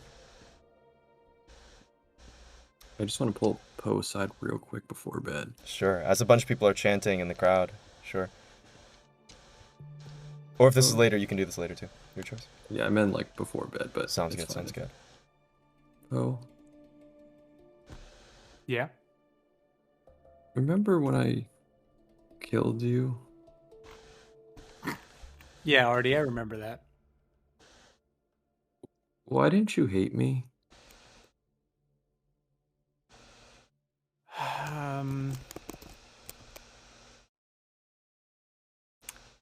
Because it happened because you made a bad call, and I've made a lot of bad calls in my day, so I could see myself doing the same thing. Maybe worse too. So, But have you ever made a bad call that killed a whole tribe of people? That's a little trickier. Artie, I can't say I have, but I kind of feel like the same thing applies. You made a bad call. But you weren't informed. You just like, I mean, you're not the only one in Solar who contributed to this. Many well-meaning people contributed to this and contributed directly to these deaths right here. But Artie, if you get lost in the weeds of who contributed how much and who's responsible for what, you'll get lost in the fact that the people who killed these people are those soldiers in that encampment just a few miles away. They're the ones who did it. You may have built that device, but your hand didn't light a fuse, didn't pull any trigger. You made a bad call, and you're not going to make it again, but there are ways you can make it right. Thanks, Poe. I needed to hear that. Yeah. Okay, well, tomorrow's a new day. Take him out. New day. Yeah. I think we got this. It's just, if we can't do this, we can't really save Xanon. So That's true. Yeah. That's true. Yeah. It's rehearsal, really. Yeah. Thanks, Poe. Yeah. Good night, Artie. Daniel. Yes. I need to find Ayaka. Ayata, got it. You find Ayata? Ayata, sorry. I'd say after everyone is dispersed, all the remaining young warriors who have signed up and are ready to go, having been, informed on the plan, they all start dispersing to their homes. A lot of them coming up to Ayata, and as you guys are looking at her, even though she's a little rough around the edges, it seems she commands a lot of respect from these young kids. They really do look up to her. You notice a lot of them like looking to her almost as like a pseudo mother figure or even like a sister. It's definitely interesting to see. And after a while, the crowd does disperse, allowing you to see her kind of at the end of the evening, relatively alone. Ayata. Mm-hmm. Ah, you, yes. There's one more condition of that Elder Doma gave to us. All right, and what does the village elder have to say about this? Joko points at her and says, "You gotta survive." She kind of lets out a sigh. We don't know if any of us are going to survive tomorrow. She said that to you? Obviously. What to you? Are you going to, protect me?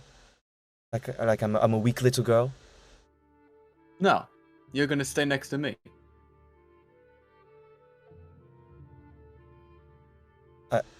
I don't understand. So you are protecting me? Joko kind of gives her like a puzzled expression. Where do you think I'm gonna be? Her eyes kind of get some recognition, and she smiles.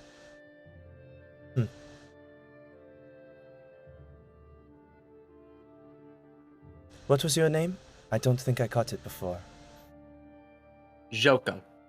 Joko. Ayata.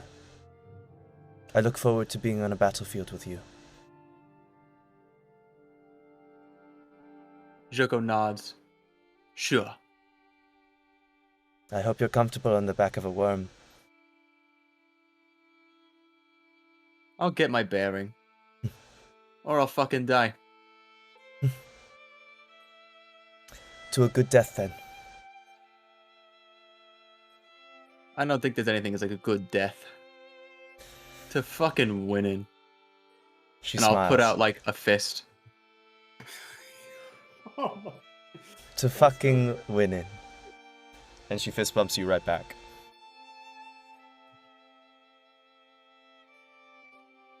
Joko will nod and walk off to find the rest of the troop. And with I that, want the Resistance to have like an ad campaign, and the slogan's just "to fucking winning." and with that, the sandstorm begins to roll across the horizon in the desert, growing ever closer as the linen fabrics begin to wave and waft in the wind, as the dirt begins to sift and move and shift as the storm approaches. Daniel, real quick, before bed, I'm gonna cast contingency with the same. If I go down, I'm gonna heal myself with the 5th level. You got it. Yeah. That is your contingency. Got it. Are there any other preparations that anyone else would like to make before the following morning? I want to use Tinker Tools on bad news just to see if it does me any favors. Okay, what are you trying to do? Are you trying to make more bullets for yourself? Are you trying to, I don't think I have the resources for that. Just more so just Titan and Flush. Just kind of maybe some cleaning. See if it does anything to it. You know what I mean? Sure. There's nothing. I don't have any materials. Go to make a Tinker Tools check. Tinker Tools check. Go and try it. I haven't used Tinker Tools in a while. You mind reminding me the stats? Yes, that one should be. It'll be. I believe that's usually either intelligence or dexterity. I would allow dexterity since you're just cleaning it. It's not really an intellectual process. It's just something you've done. So. Okay. Is it dexterity plus proficiency or no? Are you proficient in Tinker's Tools? Look at your proficiencies. Let me see. If you are, then yes. If you are not, then no. Why is that not readily available to me? Where is that on my sheet? Under proficiencies. Of course. Say languages and fish. Trying to think. No, I just had no. Got it. So you do have them. So just do a standard dexterity check. There we go. Just a dexterity check. Ooh, nice. Okay. So that's gonna be a nice little 21. Oh my god, man, your rolls today. All right. With that, then, because as you take some time, I'll say that. Here, let me do this. Let's see. Okay, cool. You have I'll give you a D6 of inspiration that you can use. That's expended tomorrow. So you can choose to add it to an ability check, attack roll, or saving throw. Oh, sweet. Okay, Yeah. cool. I'll allow that. Thanks. One quick thing I want to do too. Can I try and use the clout, like from the speech just now, to try and procure some like sand goggles for us, so that we kind of can like.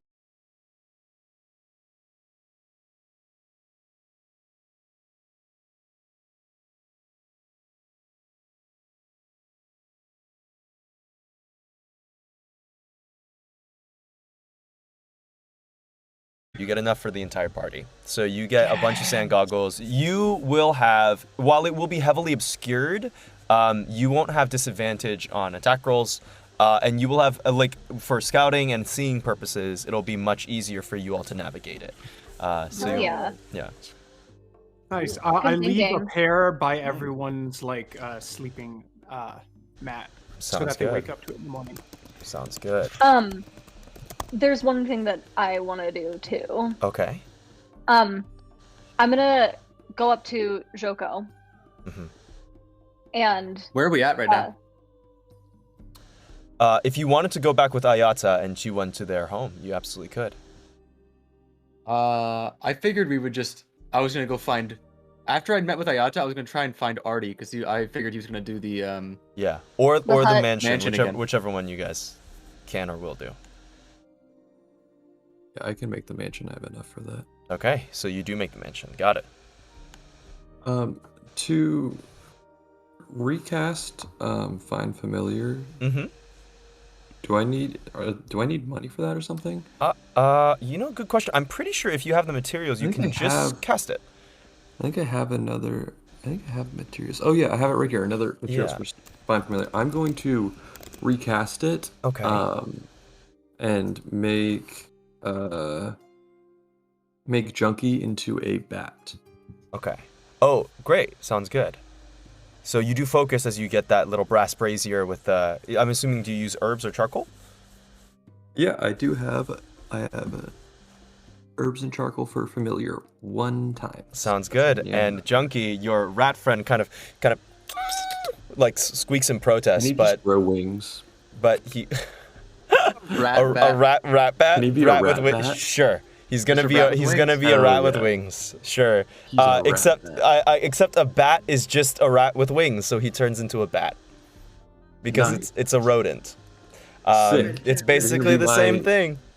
You're gonna be my scout tomorrow, buddy. He's looking at you like really? Like you have to give me this kind of body, really? It's just for tomorrow. Okay, we can do this. We can do it. Becca, I think Joko is already in his room in the mansion. Okay. So I think you could knock ? Yeah. Do you have didn't already give everybody the option to be like certain people can come in, certain people can't? Yeah. You can control that. I don't know, Joko, would you have locked your room to everybody? I don't think it would open for you. Okay, period. Well, Fen is gonna go up to the clock and try to set the time to 5 a.m. is your time, Joko? I believe so. Was it 5 or 4? I forget. It was early. It was I don't know. It was early. 4 a.m. 4 a.m. So the time that I get up for Starbucks. Does setting it to 4 a.m. give me a chime? I will say that if you knock on the 4 a.m. door, then it would knock on your door. Whereas if you set it to someone else's door, it would knock on their door. That makes sense to me. Okay, yeah. Fen sets it to 4 a.m. and tries to just open the handle, and it doesn't open. And they kind of are okay, and they knock. As they're kind of jiggling the door handle, Joko kind of just swings the door open. Oh, gee, sorry, you scared me. What's going on? Joko has one of those long sleeping caps on. Like Ebenezer Scrooge. Yeah. Also, wait. Joko's gonna quickly roll down his sleeves. Make a perception check. Ooh.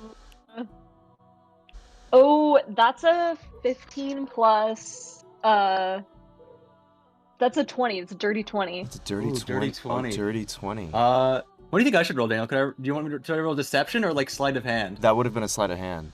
Sleight of hand? Okay, yeah, I'll roll that. So sleight of hand. I rolled a 3. Oh my god. Oh, this is so good. Oh my god. Fen. So as Joko is kind of looks at you. Take it, Andrew, take it. As he opens the door up, and he's kind of going what's going on? And then you look at his arms, because you really don't see him out of his armor very often, and he kind of follows your vision, and he goes to his shoulders and kind of rolls down his sleeves that were kind of cuffed up in the the humid air from his room, and you can see writing on his forearms. Can I read it? Quickly go and make a. You said it was a 21. 20. Dirty 20. 20. I'd say with a sleight of hand of 3, which is very low. You get one of the names. Do we know which ones are specifically on your right and left arms, Joko? Let me check. Yeah, I don't know if we determined. I just have the names. Or choose right now in your head, right or left, and which names are on it. What I'm gonna do is I'm just gonna roll a d4. Sounds good. And then Fen, I want you to choose left or right. I was gonna roll a d4 and go down the list that I have. Sounds good. So Yeah, give that's Andrew a second, and then you will choose left and right, Fen, to make it fair for what name you see. Okay. Oh man, this hasn't come up in 20 sessions. Damn. That was session 2, I think, of the stream, which is wild. Don't worry, I've been. We've been sitting on that for a year. We've been sitting on that for a farmer. He plants year. seeds, man. Plant seeds, It's man. been Plant around. seeds. Plant seeds. All right, Andrew, did you roll it out? I rolled it out, yeah. Awesome. Fen, left or right? Right. Okay, I'm gonna roll a. How many names are on there, Shoko? 2, right? I just rolled 1d4 for the names to Okay. figure out one To of the figure out names which name I that saw, they that's saw. fine. Yeah. Yeah. Oh, got What it. name? What name? So the name that you see written on Joko's arm, and it definitely doesn't look like a tattoo, in like the Mhm. traditional sense, right? It looks magical in some way, and it Mhm. also looks painful, like it's scarified, kind of. Hmm. It's the name Alucard. Hmm. You know Dolores Umbridge, where she made Harry write Yeah, in his back of his own yeah. hand. It's like that. Fen sees this, obviously, but they kind of try to. They're gonna do their best to play it off like they didn't. Like they're not gonna acknowledge Sure. it or make Joko like Sure. feel uncomfortable, whatever. I'd say with the 20, you also do get that there are more names, but you don't get to read what those names are before Joko covers it up. Joko quickly crosses his arms and says, what's going on? I had this thought, here. And Fen, holds out their hand and they're holding a small potion. They give it to Joko. They say, I picked this up, back in Vera's shop. It's called a potion of diminution, I think. I just kind of thought, you know, What is that? It makes whoever takes it, it makes them smaller, like half their size, and it makes them weaker too. And I figured you tend to be in close range with a lot of these big bad guys, and thought it might come in handy if you were ever up against a demon. I'm pretty sure that it shrinks their weapons down too when they shrink. Well, how do I use it? Can I do I put it on my sword or something? No, Like, I think you got to just kind of like shove it down their throat. Huh. I That don't know. sounds fucking difficult. But All right, well, use it or don't, I'll but keep it on. I'll give it to you. I'll hang on to it. I'll fucking chill out, you know? I'll fucking hang on to it. And then he looks up and looks at Fen. And again, looks up at Fen, because Fen is isn't Fen 6'4" or something? Yeah, something like that. Yeah. They're like a foot and a half taller than Joko. He says, thanks. Yeah, don't mention it. Then turns to leave. Joko, shuts the door behind them. And then kind of rubs his forearms. Nice. If you want to look at Potion of Diminution, you can also look up the Enlarge Reduce spell, and it would be the Reduce spell, and that's if you want that for reference. Should that be a thing?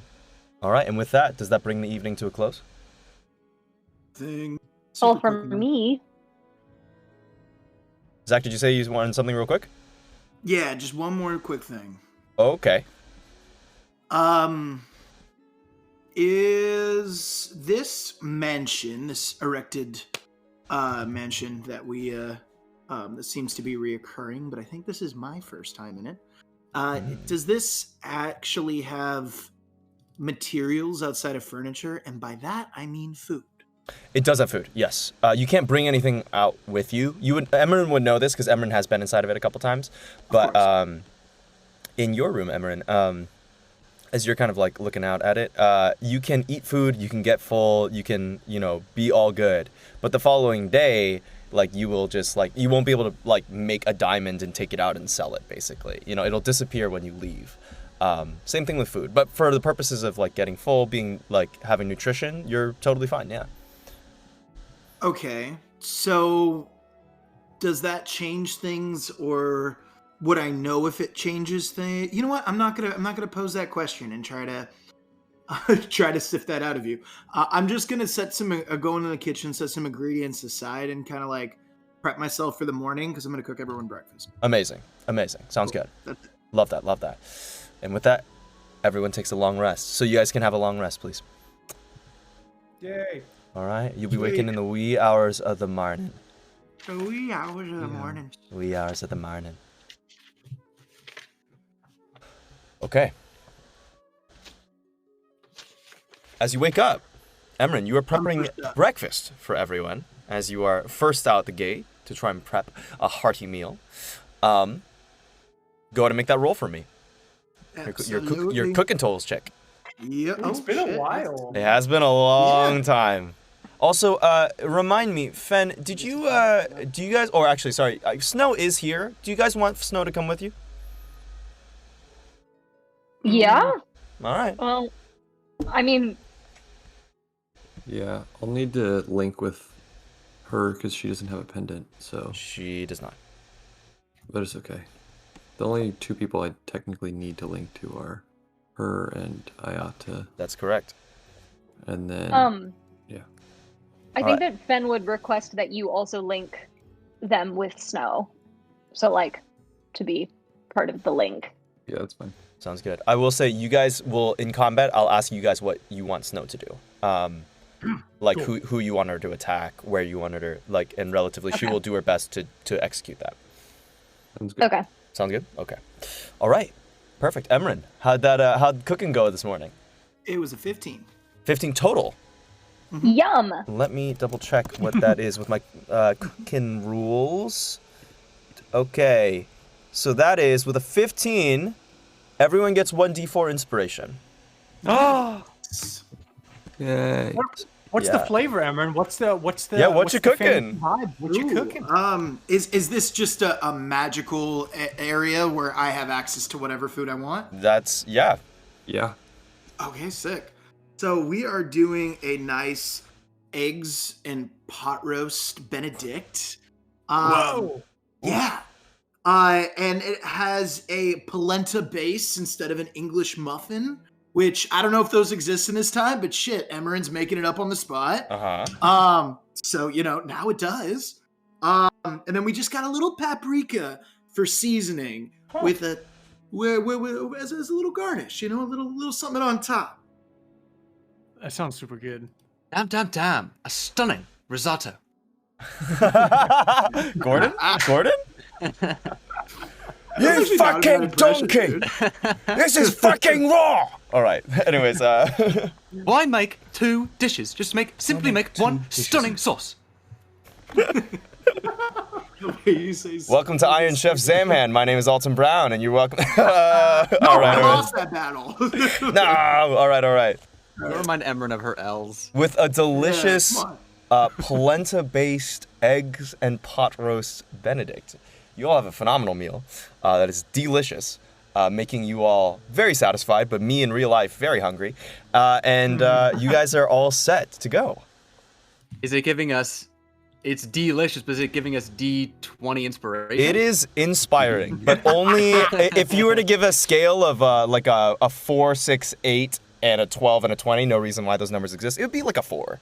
4 inspiration. Yeah, that's right. That's fair. Yeah. Okay. Let's do it.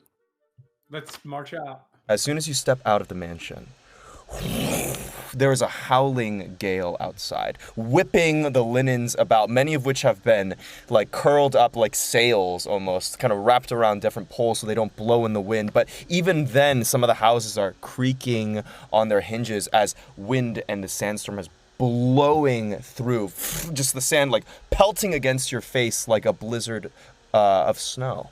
Do you all have your goggles on? Yeah. All right. 100%. With your goggles on, you are not blinded in this condition. You will have disadvantage on perception checks, but everything else should be totally fine. which means that if anyone can't see in this weather, you will have advantage against them. Cool. With the goggles How many on, people are with us in total? you look out at the plaza as you guys step out, and you see a bunch of hooded figures. You see what looks to be about a force of, you imagine to be around 30 people. Around 30 people, including a large purple worm, G1 and Ayata, mounted on top of the purple worm. And then we have 5 worms in total, right?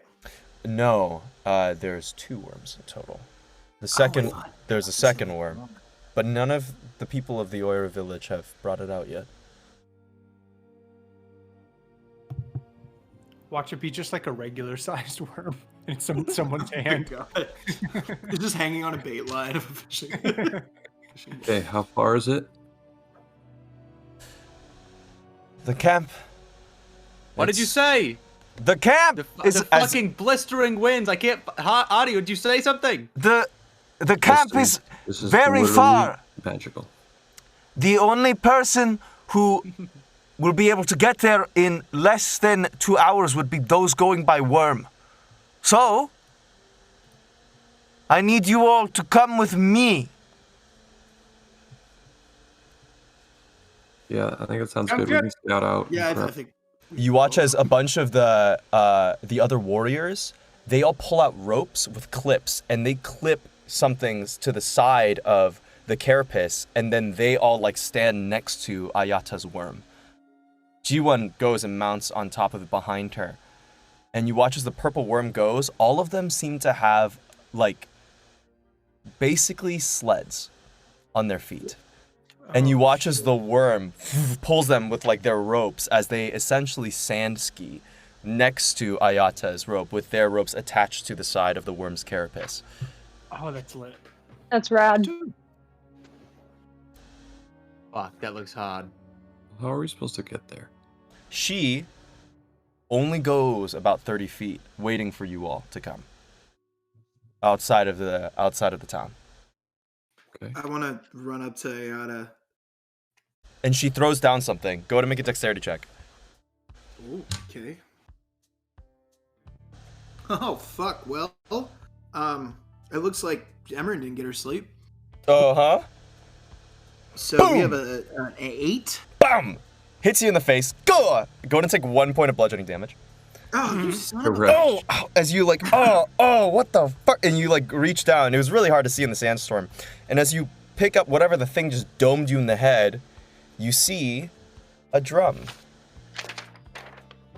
Huh. The same kind of drum that Ayata used yesterday. What do you want me to do with this? You're smart. Figure it out. You want to ride, don't you?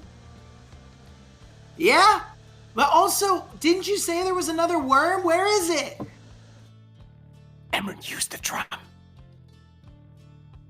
Oh! And then Emran starts banging it. You do bang it in the air? Yeah. Yeah, in like All just right. a steady like boom. You start banging it in the air like a tambourine. Poe, do you say anything? I watch for a little bit, and then I'm like, okay, but do it on the sand. Oh, you mean I have to do it like she did it? Oh, okay. Put it on the sand and then start banging it in the reflected with the same way Emran? that she was doing it yesterday. Go ahead and make an animal handling check for me. While this like tomfoolery is happening, Joko is walking through the sandstorm to where Ayata is, and says, "Remember what I said? You stay next to me." As soon as I am done guiding my people there, I will. G1, you'll take Bummy. And G1 nods. Sounds fair? Is she? Just for purpose of going fast, is she saying that? Yeah, she's gonna be next to you. She's gonna dismount the worm, and G1's gonna take over the rest of their forces. Oh, okay. And is she gonna come on the worm with the rest of us? She's probably gonna guide them.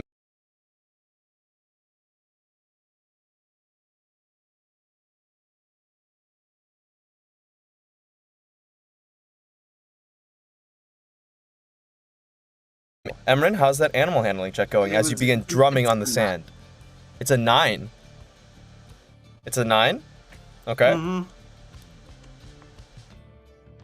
No response. You're kind of drumming on the sand, and it's not that, it doesn't seem to be very, very effective. Poe, get the hell over here! What? Oh, okay, yeah. And I come over and I give it like a... Okay. You give it a drum. Make an animal handling check, Poe. Great, I'm not good at this either. Let's go! That's why you're the fucking. That's a nat 20! That's a nat 20! Oh my god! I shit you not. Oh my god. Holy crap. As 20 worms come out of the as you drum right below, instantly there's a shifting of sand right underneath your legs, Poe. And kind of pushing up from the ground. Emran, you have to dive out of the way. The worm actually rises up from the ground about the same size as Ayata's, and it like has you in position as its rider on its back, like instantly. Like it obeyed your command almost flawlessly as it rises out of the sand to be your mount. Dang.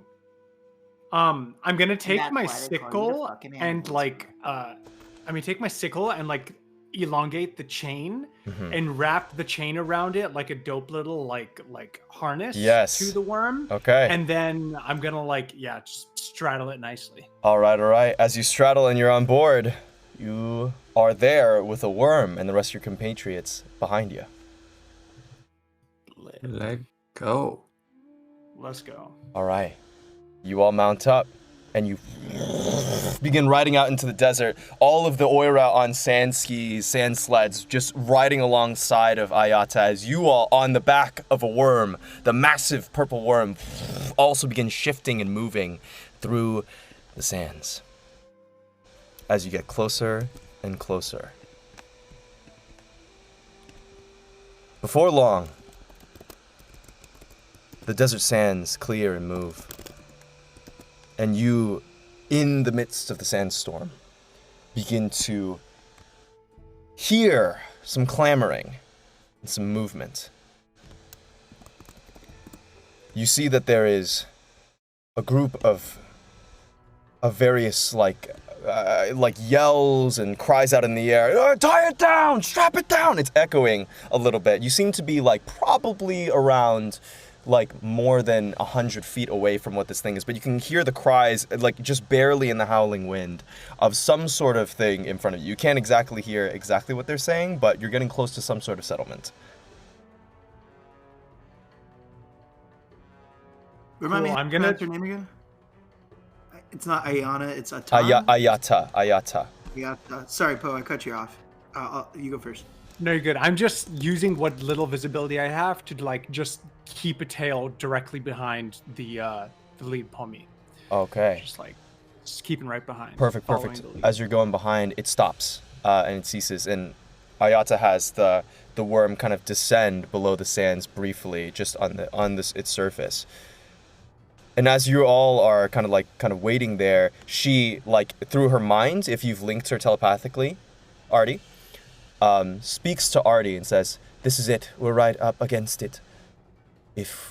What's our plan? Do we go in and attack immediately, all out, or do you want to scout and do things silently?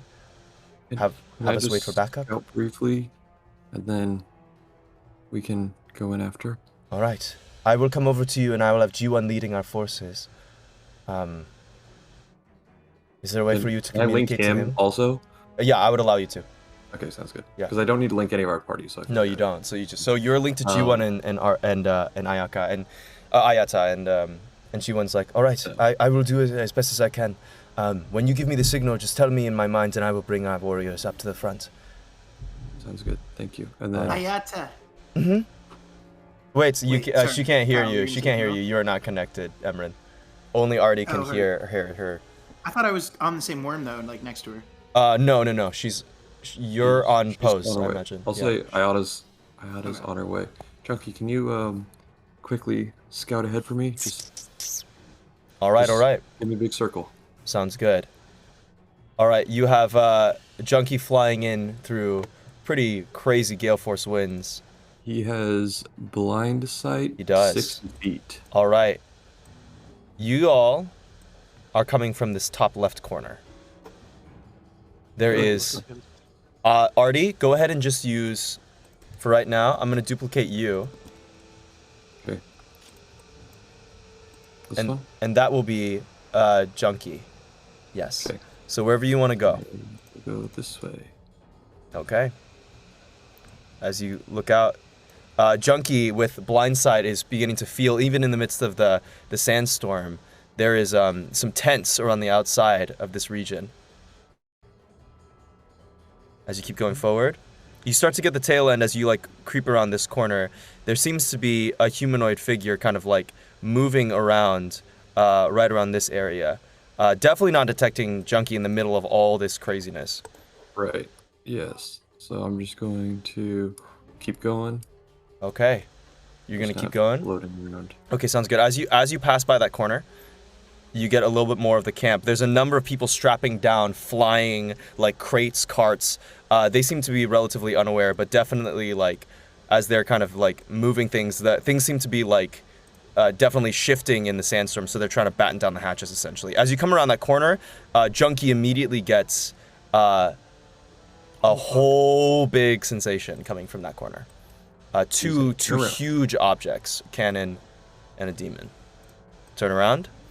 All right. And then, can I fly over the tent? Like yes, this? you absolutely can. As Junkie flies over.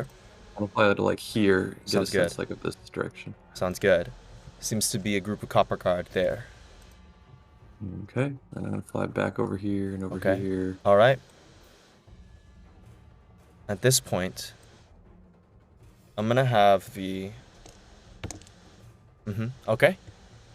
You keep flying around. Fly here. All Fly right. here. Okay, sounds good. You're gonna fly over there. Give me one moment. There seems to be some sort of central tent there. You see a number of like dismantled war machines, not currently like manned or loaded. Perfect. You can't detect inside the tent, but that is what you're getting from that corner. Junkie's gonna come back to me. Okay. Okay. I'll use minor illusion to kind of like make a brief illustration right in the sand. Okay. Like of what I've seen. You got it. Give me when I get ready, I'm gonna cast something, and then give me a minute. You'll hear a big boom, and then we go in. Okay. All right. Yeah. Yeah, sounds like a plan. Yeah. Is there any chance that we could get one of the worms, if Ayata is cool with it, and like the worms are fighting with us, to dive down and come up underneath that tent, and as we strike? Yeah. Just right after the big boom, we can have a worm come through the center, maybe.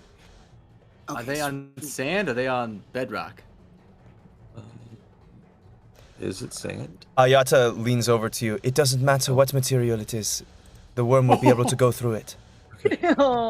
So cool. Okay, cool. Okay. But yeah, Artie, I hear you. Wait for your signal. Okay. You guys ready? All right. Let's do it. Okay. I lock eyes with Poe, and for the first time since I've killed Poe, you see fire in Artie's hands. He looks at Poe and he says, "We can do different. We can change it." And then he closes his hand, and just a pulsing bead of fire and energy is just emanating, like completely different from all of his other beads that are like little, like glossy. This one's just erupting with energy. Okay, Junkie, you ready? And I'll give Junkie the bead. Say, go drop it on that tent. Oh, that's good. That's good. Junkie Nice. flies. I fucking love this spell. This spell's so cool. Grabbing. It is the coolest spell. It's so fucking cool. I Grabbing- will wait Uh-huh. a minute. And Okay. then, or like close to a minute. Enough that Junkie can drop it and run. Who is Fly away. diving with the worm? Who is diving with the worm to go fuck underneath? I'm gonna stay like on the outside here. Okay. Yeah, I'm gonna stick out on the perimeter All right. with Begin to position yourselves where you would like to be for this assault. Where is Ayata? Ayata is right there next to you. You see her? She is this one right there. Oh, great. I'll, Okay. I'll also give everyone the 60-second warning before I cast and all that stuff. All right. Who's taking the worm to show up in the middle? Emran? Yeah, if you're saying I could dive with, if we could dive with I'll dive with the worm. All right, Emran, you will be on it. All right, Daniel, sounds good. I mean, you know the spell I'm casting, right? Yes, I do know the spell that you're casting. Okay, This cool. is exactly true. All right, and Junkie. And then Daniel, before we Yeah? activate anything, I'm gonna pull out the flame tongue dagger and just Okay. whisper to myself, "Nade." All right, the dagger ignites in your hand as you begin to clothe yourself, ready for a dive. Artie, Junkie flutters and flies over the tent, over to the middle tent, slowly wandering his way as he blindsights, and as he stands there, he hovers in the air, gaining altitude to about 60 feet above. The howling winds kind of battering his wings, but him maintaining position in this tent. Wait, now that I remembered Howling Winds, I'm just gonna have to sacrifice him. There's nothing I can do. All right. I'm gonna have him laid on top. I can't risk. You got it. anything. You got it. He dives down, Rest in rocketing peace, Chunky, but not towards really.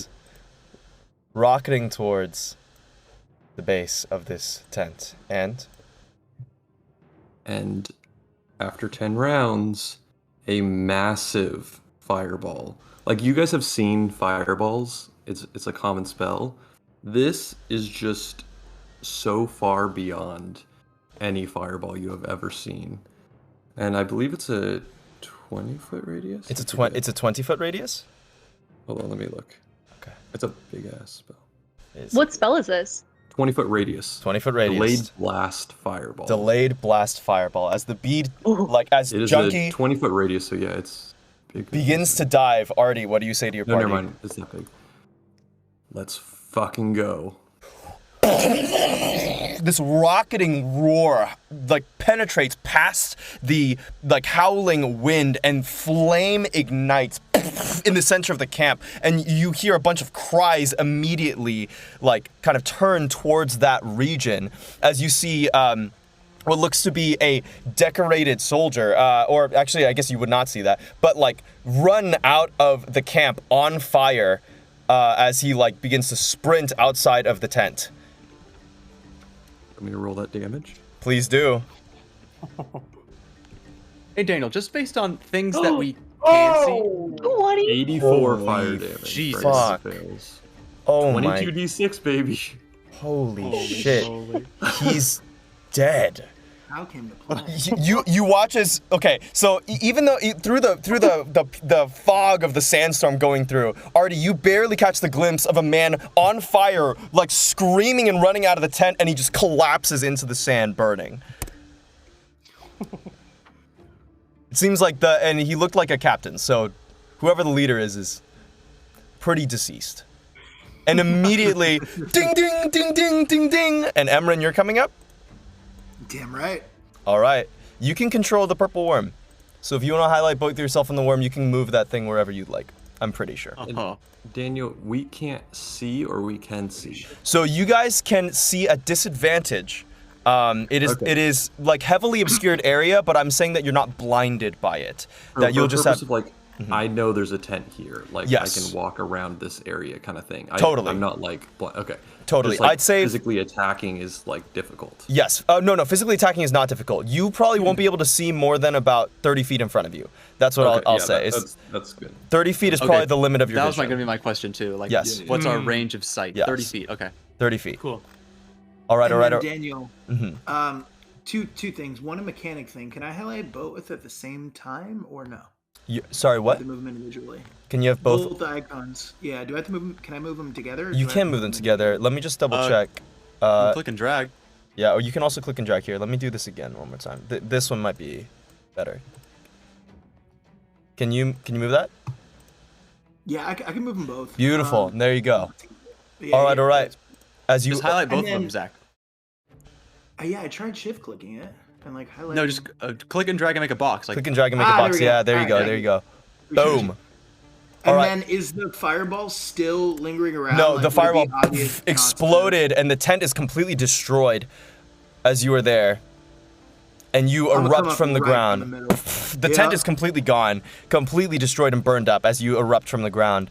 And right next to you, you do see there is a like gearkeeper construct that is one of those whirling automatons that you guys have run into a number of times before, right there in the center. But everything else, there's a number of corpses all in there that are actually all dead. They're just completely destroyed. All right, I need you all to roll initiative. Yeah. This is too good.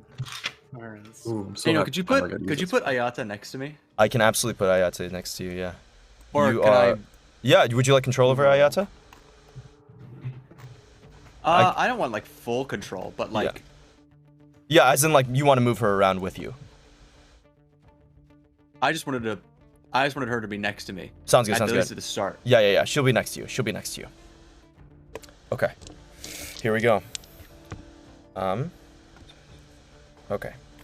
Whew. Mid. All right. Okay. Give me one moment, yo. There's two Jokos in there right now, just FYI. Okay, yes. The one with the picture is accurate. The one with the picture is accurate, understood. Okay. Sounds good. That's gonna be fine. Alright. That's good. Alright. Okay, so I need initiative rolls. Artie? 20. Nice. Fen. Do you want to do your 20 to 25 thing and then? Yeah, sure. So 25 to 20. Just Artie. Okay, 20 to 15. 19 for Poe. 19 for Poe. Fen.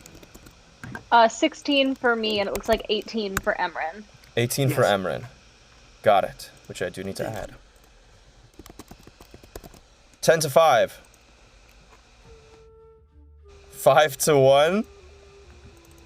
Oh, I think you missed 15 to 10. You got Joko in there. 15 to 10. Joko's in there. Oh, Joko's 13. Joko's 13. Got it. And then Emran is 18. Got it. Mine automatically gets added to the. It does. Oh, that's right. All right. Sounds good. And I just need to roll this. Wow, holy crap. No. And I need also Snows. Actually, you know what? Can we have Snow go right after you, Fen? So that you two can go together, basically? Yeah. That might help me out. Okay. So I'll have her be 15. Is the whirly gig? Spider ball, does that go on the copper guard? That is going to go on the copper guard turn, yes. I'm going to have it just to simplify things. So that I don't have... What's it made of? It is... you have not run into it, so you actually don't know. Some sort of metal, and you also can't see it from your position. The only one who can see it right now is the worm and Emran. Sounds good. Okay. Is this ground difficult terrain? No, it is not difficult terrain because it's set up on like what seems to be like more firmer rock. However, it is like heavily obscured. One more question before we begin. Yes. The flame tongue dagger. Yeah. And us already being able to see 30 feet with the sands and the winds and everything. It's bright light and it's dim light. Does that the bright light wouldn't actually help you at all. Technically, physically, it might actually harm you. It might give you a glare so that you actually can't see through like the curtain of sand. But in this case, I'll say it doesn't harm you. It doesn't benefit you because it's not darkness. It's just this curtain of sand that's just blowing past you. Yeah. Okay, got it. Makes sense. Awesome. Okay. So, first up on the turn order is the demons. So the demons have no idea what's going on. They're just gonna roar out. Go to make perception checks, all of you. At disadvantage, right? No, this is hearing, so this wouldn't be a... actually, the howling of the wind, at disadvantage. Perception checks from all of you at disadvantage. 5. 4. Wow. You don't get it? 11. 6. 6? It's a nat 1. Ooh. Emran? That's gonna be a 26. 26. At disadvantage? I rolled the natural 18 and a natural 19. Snow also rolled really well. She rolled a 23. Emran, since you're a little closer, you can hear there's 2 of them. You can hear two demon cries. You don't know where the second one is, but there are 2 of them. Okay. Snow also kind of yells out, I think I hear two. I will yell out as well. All right, there's no one around you to hear. You're alone by yourself in the middle. Okay. You could send it through your little necklace. Yeah, or that's a little free action to talk in the necklace. necklace. Yeah, free action. That's a free action? Oh, cool. I allow free action, yeah. Okay, so I do have one of those. You do have one of those, yeah. Okay, cool. I will. It's not your I think turn, there's though, two so you of the can't say it as a reaction. You have to say it on your turn. Okay, well then I'm gonna shut up. Yeah. All right. Sounds good. So the two are confused. They're going to bound in the direction of the noise. So you see this one. This one does not have the cannon linked up to it, actually, because why would it? It's at its camp. Oh, boom, poof, kind of barreling past the tents here, and is going to end up in this vicinity right here. And Emran, you see this demon right next to you. Poof, poof. Wonderful. So I have a construct and a demon. All right, and that's gonna be the end of the demon's turn. Already, it is. Oh, actually, sorry, it's gonna use its dash action to get right next to you. It can. So it's action at dash, and it's right next to you now. Artie, you're up. Daniel, is the construct on the turn order? It is part of the Copper Guard. Cool, got Just to simplify my life. Love it. Love that for you. So, I can't cast spells past 30 feet. Is that the ruling? Since you can't see, if it's something you need to see to do, yes. But if you don't have to see, then you can do beyond that. Okay, sorry, I need to. Does it make sense? Yeah, sorry, I'm seeing. Since you also scouted the terrain with Junkie, if you could guesstimate with your, I'll allow like an intelligence check basically to remember where it was, and you can fire things out in that direction.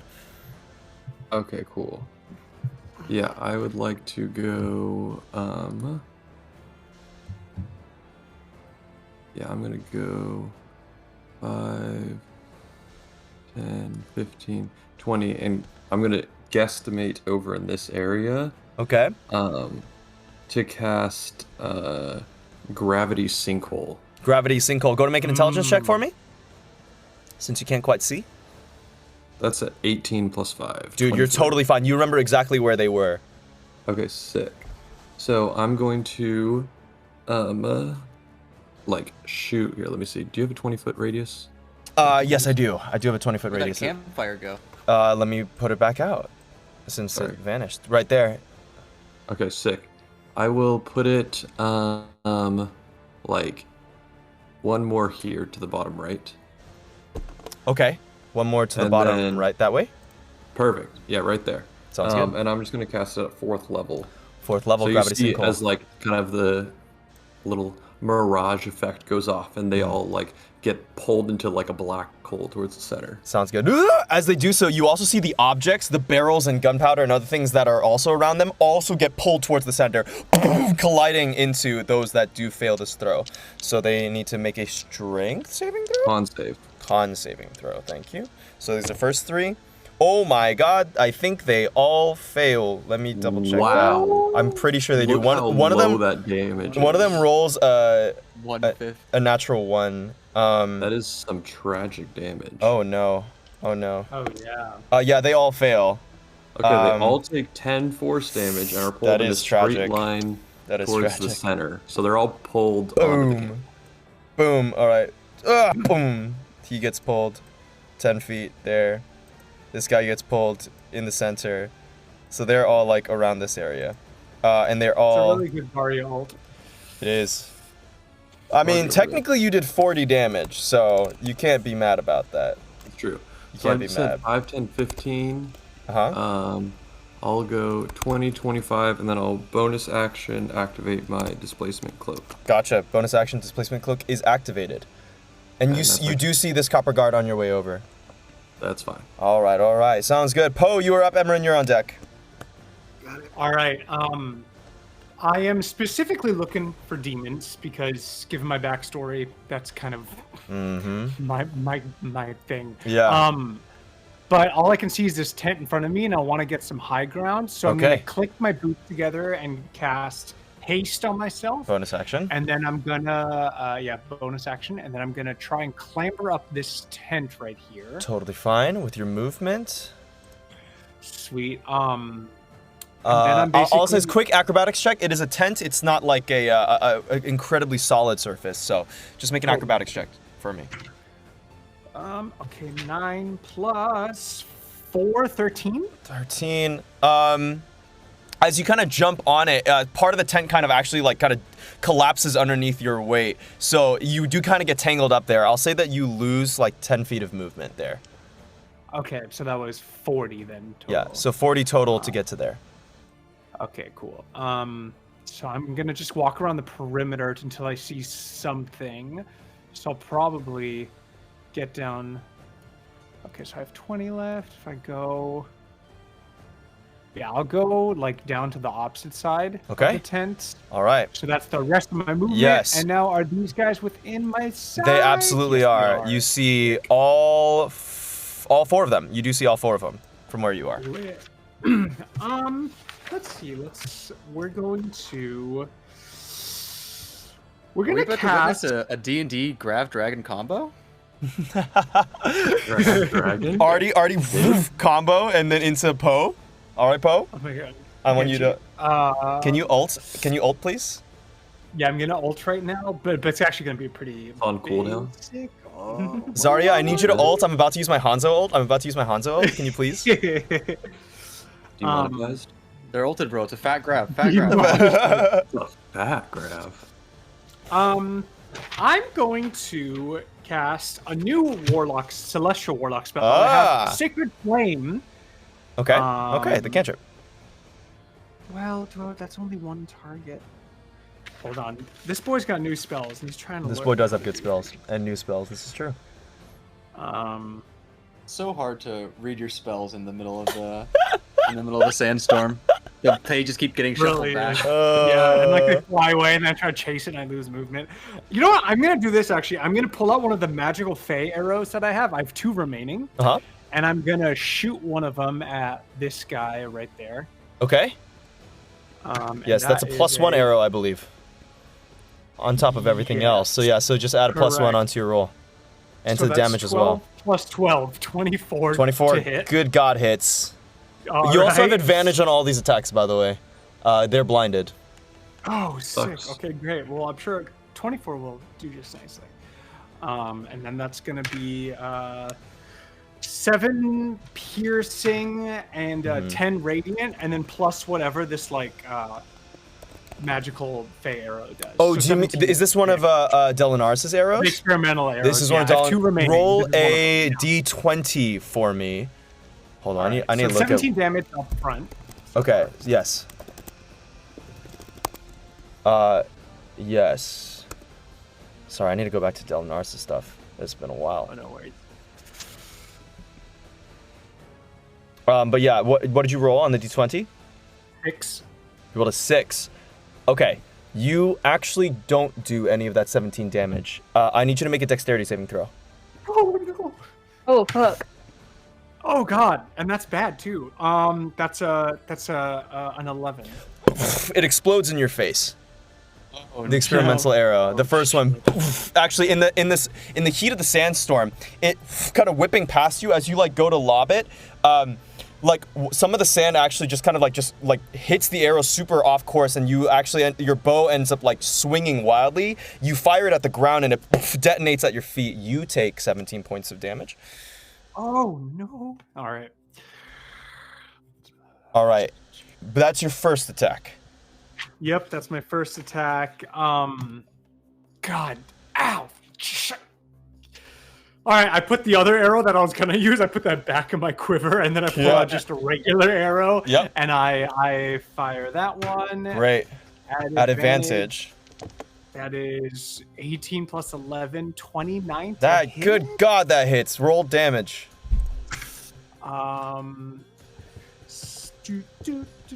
12 piercing and 9 radiant for a total of 21. Oh my God. This one lobs in the guy's neck, and he cries out. He is not doing well at all. He looks incredibly hurt. Sick. And then I'm just kind of That one chilling right at the edge of this tent right there. Yeah, Okay, okay, nice. Emran, it is your turn. You have a purple worm. You can either choose to direct the purple worm to do an attack as you like, or you can do your Emerin thing. So, do I treat the purple worm though as an extension of myself? Yeah, you can try. You can basically do an action with it, or with yourself, and the purple worm will do its own thing based on what I say. Okay. And if I tell the purple worm to do something and it does a melee attack, does it function with my stats in the way? No, it wouldn't. It would function with the purple worm stats, which I put in the Discord. Understood.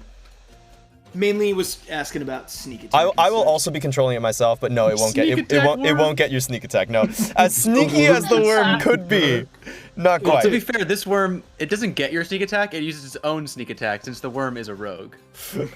All right, so the worm is there. Do you want to direct it, or do you want it to do its own thing? Well, I think it's got to do its own thing on this one. Sounds good. So you will have to dismount it in order to get to them. You're currently like 15 feet up in the air. Yeah. And then also, just in case it makes a difference, not to like be particular. Oh, yeah? But I do have access to this whole set of squares, just in case it reveals like another enemy or anything. You got it. Thanks. Up there? Just, what about to the right? To the right, it's just literally right here. It's just up, okay. Okay, that did nothing. All right, well. No, it's good, it's good, it's good. Cool. All right, so I am going to... Are both of these enemies within 5 feet of me? How does it work with... So you will need to dismount. Worm? You can dismount with, so you'll have to use about half your movement to dismount. I think. Oh, well, I can't just jump off? There's dismounting rules. I mean, I've jumped off 15-foot surfaces. Yeah, you can jump off if you want. If you want to jump off, you absolutely can. I know there are specific ones about it. It's half your movement, so it's 15 feet of movement to dismount. Okay. And if I jump off and attack one of these enemies, I'm 15 feet up in the air. The other won't get an opportunity attack on me? No. Okay, cool.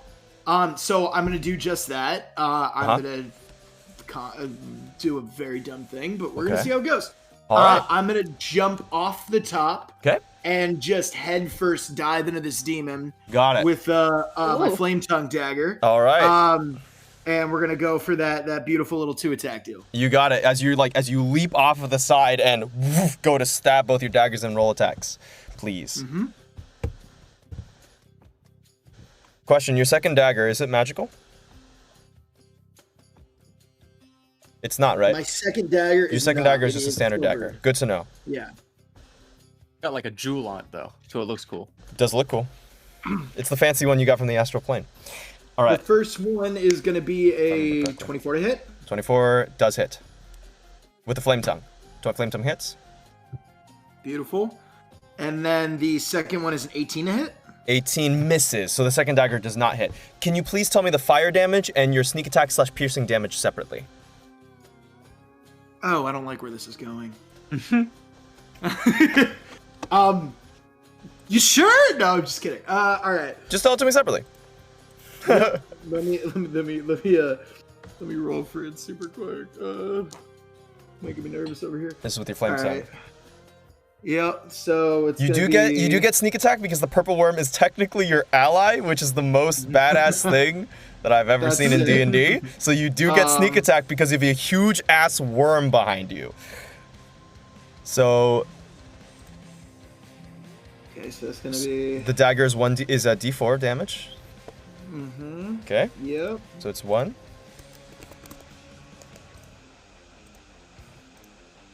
AT6 sneak attack. Yeah, no, I got it. I'm so sorry. You're good. It's been It's a lot of dice, brother, and I got you. Yep. Welcome back, my friend. Yeah, sorry. All right, so 6. 14, and then we're just gonna do this like this.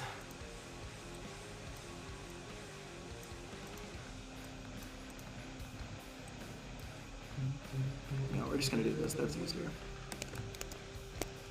Hey Daniel, is Ayata on the turn order? She's with the war. No, she's not actually. Oh, you said separate. Fuck me. Okay, so it was Good catch. Okay, one more time. So sorry. Got it. Okay. Hey Daniel. That's yes. the standard damage. Oh. And then, sorry, No, you're good. And then that's the additional sneak attack fire damage. The You got it. extra So fire damage. it's the 37 plus 3? So 37 standard damage, 3 fire damage. You got it. Okay, sounds good. All right, as you sink your dagger into the top of the demon, it takes a big old chunk. Yes, Becca, you were gonna say? I was gonna ask this, like, thing right here. Yes. Is this decorative or is that actually a? It is actually a ballista. It is not loaded. Okay. It is not loaded. Oh, but those spears are interactable that are right next to it. You could. It's pretty large, but you absolutely could use something like that. Yes. Good question, Becca. Okay. Okay. All right. Emran, that's the end of your turn? Oh, no. I'm going to get the fuck off this thing. Okay, sounds good. Yep. How much of my movement do you think I have left at this point? You have 15 feet left because you've used 15 to dismount and to basically slash down the demon. So wherever you want to land in that vicinity, you have the 10 feet of your movement remaining as a halfling. You might ask me to roll for this, but I just like to, kind of backflip back onto the worm. Onto the worm? Yeah. To mount it, you would... Okay, so to mount, I believe you do need it takes half your movement. You've already expended 15 feet, so you only have 10 feet left, so I don't think you can. You'd have to do it at the top of your next turn. But if you want to end up next to the worm to prep for that, you absolutely could. Yeah, then I'm just going to go behind the worm right here like a little bitch. Okay, sounds good. As you retreat, the demon is going to swing out at you. It doesn't get an opportunity attack against me. Because you're a swashbuckler! Yeah. Welcome back, Zach. All of my questions were educated, yes. I loved this. Yeah. All right, I remember now. I remember when Zach was here. Yes. All right, Becca, it is your turn. Just so you know, y'all, we are at 6 o'clock. How are we doing on time? How are we feeling? I'm thinking that we get to the end of this combat round, and then we pick this up next time. Yeah, that sounds good. All right, sounds great. let's do that. Yeah, that sounds good to me. All right. I am going to move 5, 10, 15, 20 feet, just so enough that I can, like, peek around this corner, but can kind of, like, duck back behind it when I'm done with what I'm about to do. Sounds good. And you do see the three, those first 3 copper guard from where you are. Okay. So I can't see the last one in the here. back. 30 feet? Not quite. That's 50 feet away. Okay. I'm gonna. You can hear a bunch of noises like screaming and growling and the worm grunting from over there. Okay. That you can hear. I'm gonna move a little bit more then. Okay.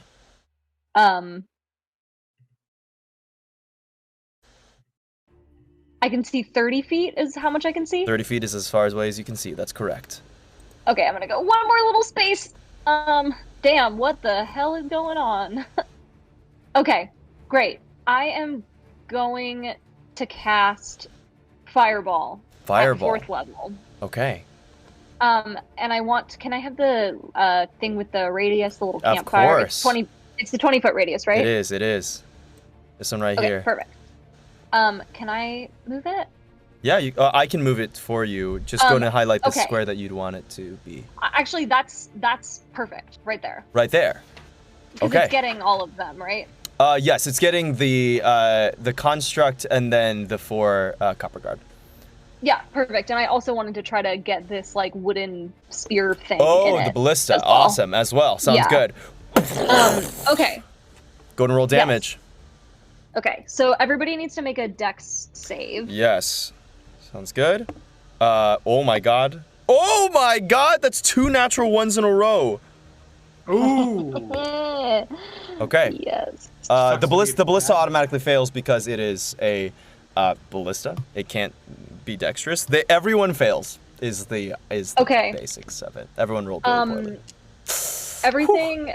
Everybody is going to take 40 fire damage. 40 fire damage. Yeah. Oh my god. 39? And oh yeah, sorry, 39. 39. You got it. Wow. Okay, so the one that Poe killed, or the Poe that you shot, is incinerated instantly and destroyed. He is blown up. It just completely. You just watch this fireball expand out. You can barely see him through the flame as he just collapses to the ground. The others look just so insanely hurt. All 3 of those Copper Guard all get on their knees and are trying to put out the fire. They look so hurt, crisping inside of their armor.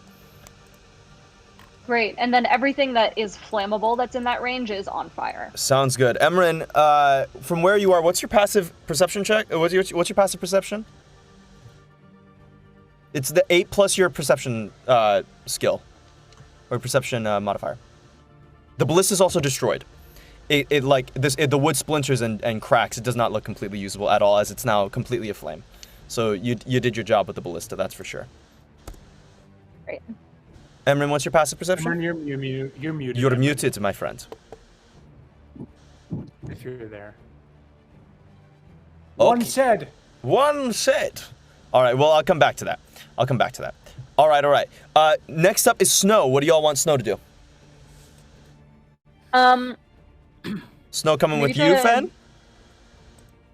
No, I feel like she could go attack this guy. All right, sounds good. So she's going to come over here next to Artie. She's going to come 30 feet.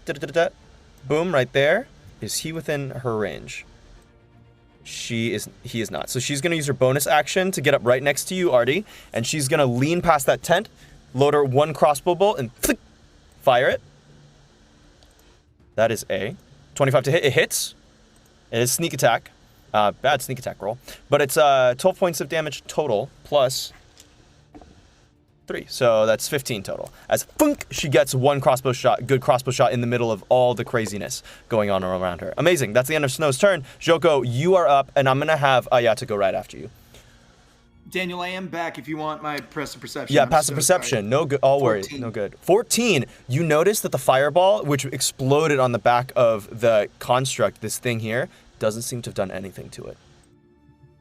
Heard that. I'm going to communicate that into... And did I notice a reaction from the demon at all from the fire damage? The fire somehow didn't seem to catch that well. It seemed to catch a little, but not that well.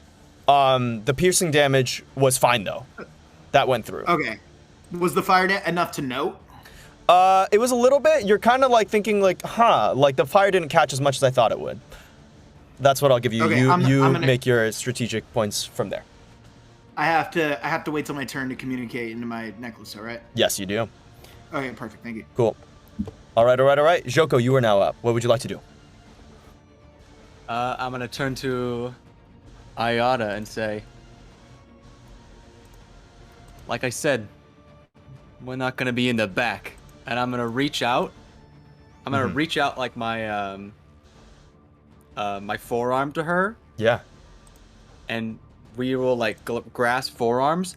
And then I'm going to Dimension Door. Oh! Cast Dimension Door. And send us both over here. Okay. Right here, I want to say. Right. Sorry, mark it over right there, right next to you. Boom, and she appears right there, next to you. Woo! As she is willing, you guys get the view of the area, right there.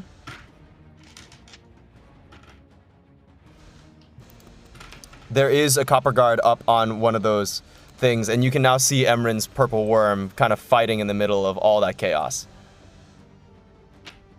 Yep. Is this like a tower up here? That is. It's a watchtower. That's correct. How tall is it? 15 feet up in the air. Dang, wish I could have seen that earlier. Oh, well. It's all right.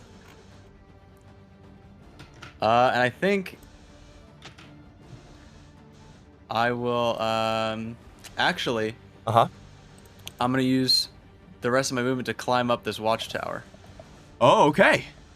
Because I'm here, I move 10, and then climb 15 feet? It's a ladder, though, right? It is a ladder. So, boop. Okay. Now get up next to this guy. Perfect. Is he wearing goggles? He is wearing goggles. Yes. He Makes is. sense, he's a watcher. Not a lot of the others are. All right, Joko, that end your turn. That's my turn. All right, That is next, Ayata kind of like leans up, gives you a pat as soon as you like begin climbing up the ladder. And she stays down below, ducking right next to the watchtower, and raises up that little circle pendant that she had with like the Ouroboros worm. She raises it up and it glows, and her hand like spirals with some sort of energy and releases a purple blast. 3 of them, in fact, as she Eldritch blasts.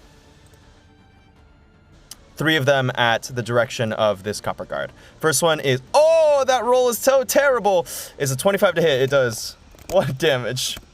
She tried. But she's gonna do 2 more. Same person. Oh, nat 20. That makes up for it. Oh my god, both of those are nat 20s because she's rolling at advantage because this guy's blind. Oh, holy. What the hell? Made up for it. Oh my god, so she does 17 force damage on the second one, and then another 15. This guy's looking pretty rough. Boom, boom, boom. You watch as like 3 dents appear on her armor already. Oh, on the copper guard's armor, as it like seems to have been punched 3 times from behind, like insanely hard. All right, that's Ayata's turn. Next up is the copper guard. The copper guard, looking next to you, rings out as he like yells to his companion, "We have an attack! We have an attack!" And then pulls out a sword, and he is going to multi-attack sword against you, Joko. First one is a 13 to hit. Oh, natural 1 to hit actually. Boom! His sword swings, hits the wood next to you, and it. Is he at disadvantage though? Yeah, disadvantage. So it completely gets stuck. I thought you said this guy. Oh, was wearing goggles. He does have goggles. You're correct. 13 to hit. Because he does have 13 vision. still misses. 13 still misses. Second one is 22 to hit. That does hit. He swings it back around, shunk, slashing across your armor, 6 slashing damage. My heavy armor takes Reduces the brunt of that, and I'm only gonna take 3 damage. 3 damage. Oh my god. Nice. All right, that's gonna be the end of his turn. These 3 are going to volley together, and they're going to aim their volley of shots over at you, Fen, and you, Poe. I need you 2 to make a dexterity saving throw. You got it, bruv.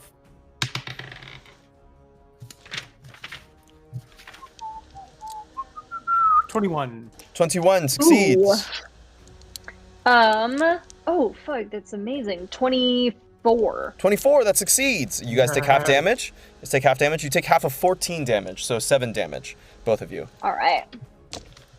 As they raise up their muskets towards your direction, and shots go off. Yes, Poe. I just say to Ben, elves, am I right? All right. The Copper Guard all begin yelling in unison, trying to like gain any semblance of control. And as they all end up finishing the turn, many of them scrambling over, raising their weapons, the alarms completely blaring out. Artie, you get a message over your earpiece. Do we go in now? Yes. Right. Sounds good. You hear from the side, like just this raised call, as you begin to see Jiwon and the rest of the Oira villagers all raising their standards to bring the second worm into battle. Yo. And that is where we're gonna end our game for today. And we'll pick up there next time on the turn order. Cool. Cool stuff. All right, y'all. Dude, Awesome. The warm graphic art is really top tier. Thank you. Dude, I had a lot of fun looking for this one. All right, y'all. Thanks so much for being here. Thanks so much for watching. We love you all. We're here. Mason and Allie, when you guys watch, this is just for you too. But yeah, we're going to get back into more shenanigans, hopefully either next week or the week after. So we love you guys. Thank you so much for tuning in, and we will see you all next time. This is Stop, Drop, and Roll, signing off.